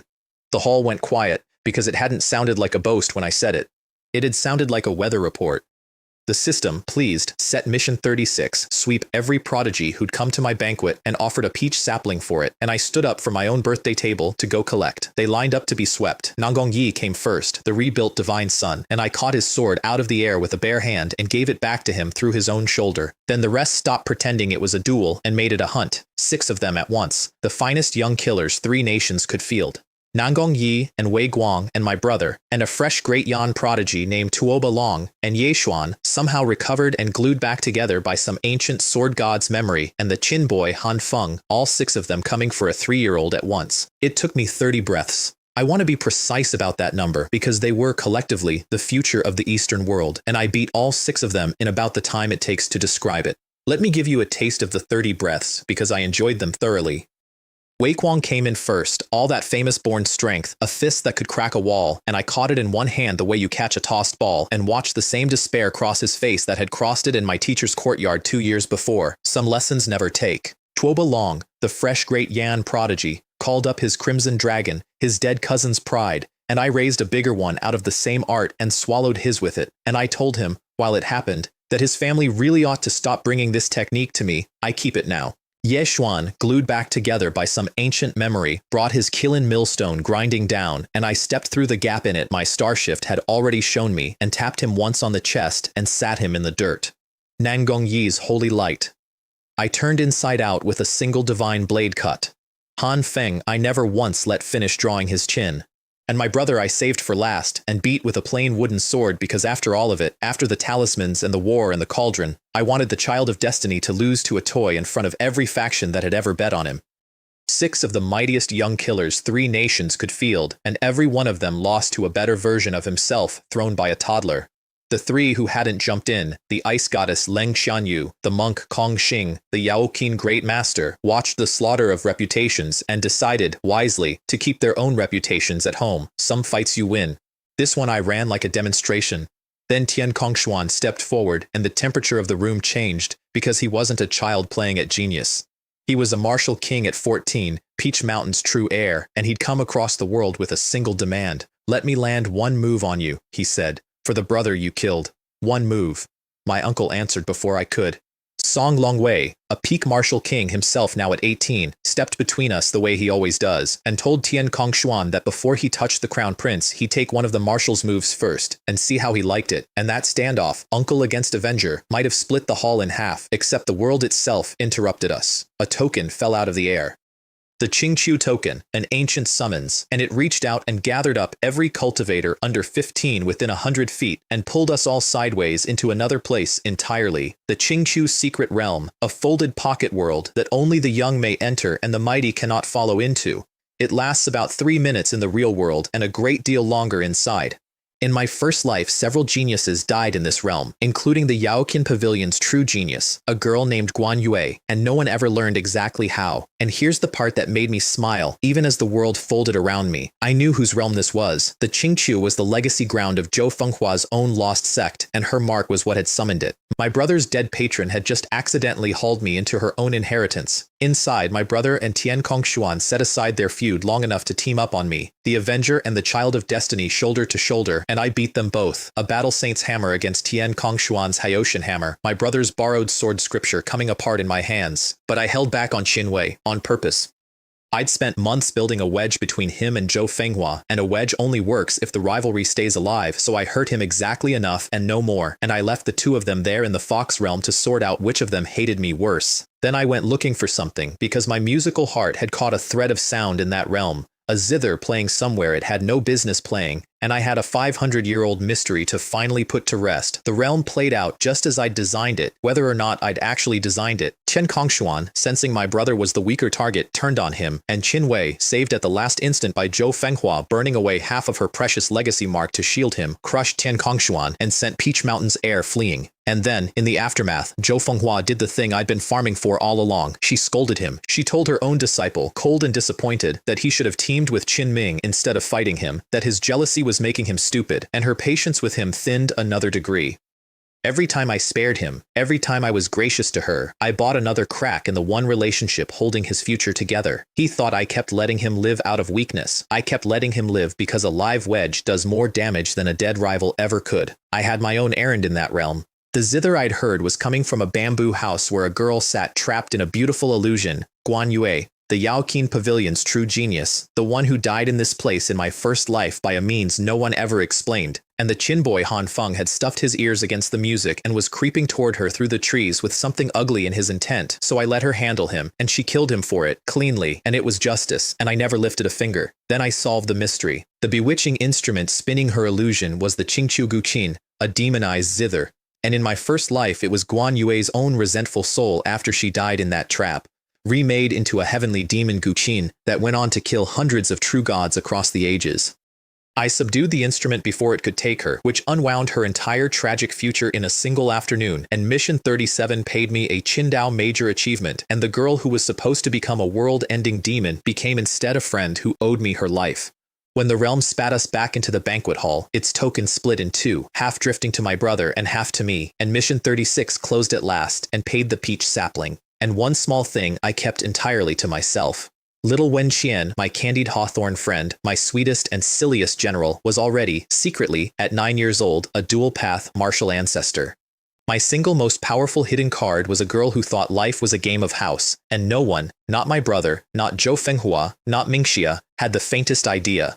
Then the system showed me the shape of the real future, and it was not my brother. Mission 38, Counter Mo Jian. And I felt the temperature of my own story drop, because Mo Jian isn't a prince or a prodigy. He's the devouring heaven ancient demon, a world god out of the divine realm who fled down into our little plane and wears a Zhou clan's son-in-law like a borrowed coat, and he cultivates by eating anything, anyone, souls and cities alike, through a devouring heaven cauldron, and a technique with no bottom to it. In my first life, he made even the demonic lord kneel and beg to be let into his heavenly Tao society, and then laughed at me for kneeling. He and my brother were the two halves of the future that outmatched me, the sun and the moon of the age to come. The system offered his own golden finger as the prize, a heavenly Tao divine book, and it came bundled with a revelation that recolored a face I'd trusted my whole second life. My mother's maid Rowan was not only Rowan, she was Shenyu, the true hidden backer of the Zhou clan itself, a piece far larger than the board had ever shown me. I'd been guarded this whole life by someone even bigger than she let me see. Everyone in this story is wearing a smaller name than they are. I'd know. I'm the smallest name of all. Before I went hunting anything called a world god, I planted the peach sapling in my pocket world, on the floating island that used to be Akilan's jade, and I fed it 30 banked drops of innate spiritual liquid, and it fruited 100 spirit peaches, each one worth years of another person's cultivation. And then I did the thing I'd been building toward under all the scheming. I shared them, my mother, my uncle, my teacher, my father, to quietly repay the cauldron. Ling, He Xiulan, my 19 generals, Wen. I handed years of strength to every single person I loved, all at once, because the doom out past the stars is coming for my bloodline on a day I can't predict, and I do not intend for the people I love to meet it weak the way they met everything weak the first time. Gao Chen's crossbow, meanwhile, had climbed to 18 stars, 5 years ahead of the first timeline, a weapon that let a martial king kill martial saints, and I told him to keep building. I was going to need it very soon, because my brother, cornered and shrinking, finally reached for the card that made him Emperor Guangli in the other life.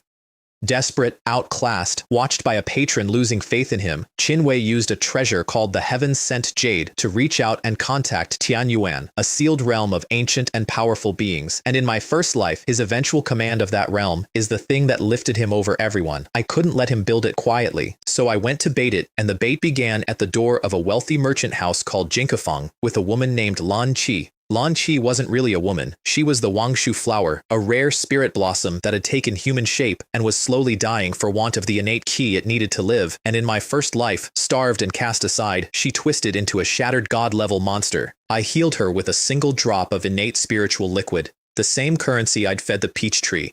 And while I was there, I refined 10 pills in front of her house at a 100% success rate because Mission 39 wanted me to show off my alchemy and paid a Dan Dao perfection for it, and because a little flourish never hurts. Saved and bound by her master's standing order never to harm the child of destiny's rival, Lan Qi found herself unable to kill me and unwilling to release me, so she did the very thing I'd been quietly steering her toward the whole time. She locked me up. She imprisoned me in the Jin family's ancestral cave, a place of earth spirit stalactites and soul-searing evil ki that would kill an ordinary person in an afternoon, and she believed it a punishment. It was a spa. The stalactites were a cultivation treasure, and the killing key was a feast for a body like mine and a body like Wen Qian's. So I brought Tang along, and the two of us sat in my luxurious little dungeon devouring the poison air and racing up through the realms, and I came and went as I pleased through my teleport talisman, while my baffled jailer, a stern old man named Feng Bo, could not for the life of him work out why the prisoner kept looking so refreshed. I let him wonder. I was exactly where I wanted to be, growing stronger by the hour, and the trap I was building had nothing to do with the one Lan Qi thought she'd sprung.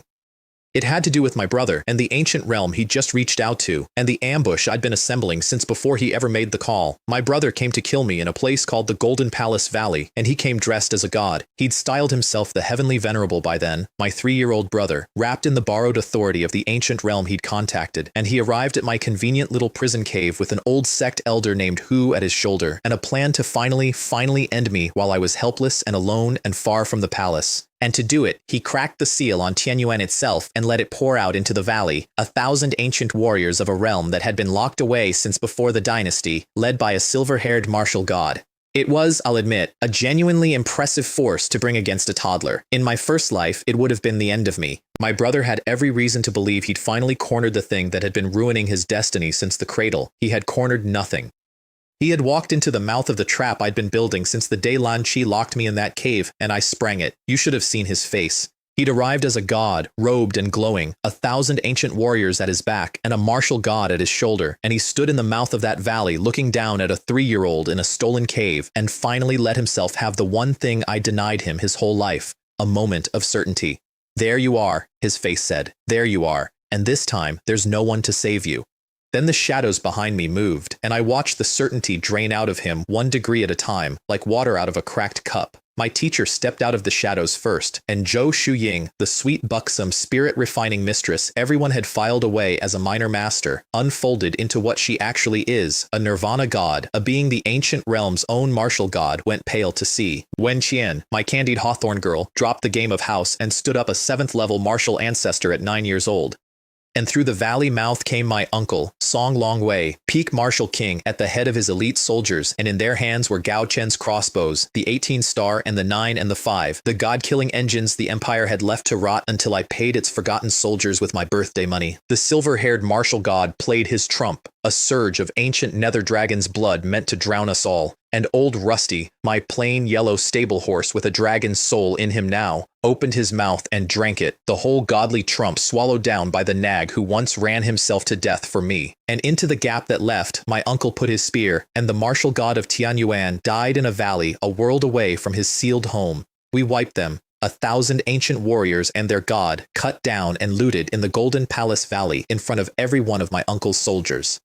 My brother watched his impossible army, his last real card, his whole Emperor Guanglier future, come apart in front of a toddler and a horse and a woman he'd mistaken for a nanny, and then he ran because Zhou Fenghua reached out one last time and burned nearly 7 years of her hoarded strength to tear him loose and away, and then, spent, she went silent.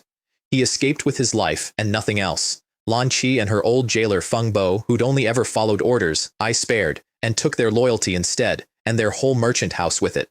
The system closed Mission 40 with a joke I could feel it telling, some remark about exploiting a loophole right back, since a nirvana god and a 9-year-old martial ancestor rather outclassed the current strength of a sealed realm, and it paid me a pretty useless bracelet that I handed to Wenwen, who liked how it sparkled. Not every prize has to be a weapon. She'd earned a shiny thing. But the real prize wasn't in the valley, it was the 1,000 witnesses. Because 1,000 of my uncle's soldiers had just watched the 6th Prince of Great Zhou open a forbidden realm and lead a foreign army to murder the imperial crown prince, and there is no dead woman clever enough and no dynasty old enough to bury a thing 1,000 men saw with their own eyes. Qinwei's treason went from a secret to a fact, spoken in every barracks and every market in the empire. The Child of Destiny became, overnight, the Child of Destiny who colluded with monsters to murder his own brother, and he fled the capital a hunted fugitive, running for the fief of Prince Zhenan out in Shan province, with nothing left of the future a prophet had promised him but a price on his head. And his mother, noble consort Chen, who had spent 3 years and a clan's fortune and a treaty and a war trying to put her son in my chair, was stripped of her rank and demoted to a low and forgettable title, Consort Qin, a nobody in a corner of the palace she'd once expected to rule. The throne I lost at 15 in another life, the throne they poisoned me in the cradle to keep me from, was mine now, permanently, publicly, with the man who stole it the first time running for the hills, and the woman who schemed it swept into a corner. That's the counterattack. That's the whole thing I came back to do to them, and it's done. Let me leave you where the first version of me could never have imagined standing. I was a baby who couldn't lift his own head off his mother's arm, poisoned by his own family, written off by every physician in the palace, a dragon with the scales scraped out of him before he could crawl. That was the first morning. And a little over 3 years later, I am the undeposable heir of great Zhou. My mother is a god of war. My once dead uncle is the most decorated general alive. The arch-enemy nation's emperor sits in our dungeon. The strongest children of the whole eastern world call me lord, or call me nothing because they've learned better. And the brother who spent 500 years grinding me into the dirt is running through the dark with a bounty on his back. Ask me whether the counterattack worked. Look at the crib, and then look at the cauldron. That's the answer, but I won't lie to you and end it clean, because it isn't clean, and the best part of being awake for the second run is that I can see the road the first version of me never did. My brother is alive and a hunted man with a dead woman in his skull is the most dangerous kind there is. Zhou Fenghua is spent and silent, but silent is not gone. Princess Mingxia is still out there past the border, wounded and certain the future needs me dead. And out in Chan province, in a city called Kanglin, there is a thing wearing a man's skin, the devouring heaven demon, Mo Jian, a world god who once made me kneel and beg to be let into his circle, already down here in my little plane, eating souls to get his strength back. In my first life, he was one of the two great terrors of the age. In this one, I got to him early, and when I walked into the Shu estate with Rowan at my side, the head of the clan forced that ancient devil down onto his knees in front of a 3-year-old, and I looked at the thing that once made me grovel and thought, we'll finish this properly, you and I, in our own time. If I can bring a world god to his knees at 3, there is nothing I've promised myself that I can't do. And underneath all of it, quiet and patient and a great deal larger than any devil or brother or throne, there's the other thing, the one my grandfather told me about with the last of his hope. The presence so vast, it's only ever a stray thought flung across the stars, the one that froze a whole world solid without trying and promised to come erase my mother's bloodline and mine on the day it is born. Every emperor in this story is a pebble beside it. It knows my family's name. It is in no hurry at all. And somewhere out past everything I've conquered, a clock I can't see is counting down toward a morning I can't predict. So no, it isn't over. I cured the poison, saved the uncle, took the throne, and broke the brother, and all of that was only me sweeping the small pieces off the board so I'd have room to face the big one. But I've already done the impossible thing, the thing I came 500 years and 1 death to do. I got my family back, alive and strong, and standing behind me instead of buried in front of me. So let the thing past the stars come on whatever day it chooses. This time, when it does, I won't be a baby who can't lift his head, and I will not be alone in the dark. Ask me again on the day I'm born. I'll have an answer ready for it.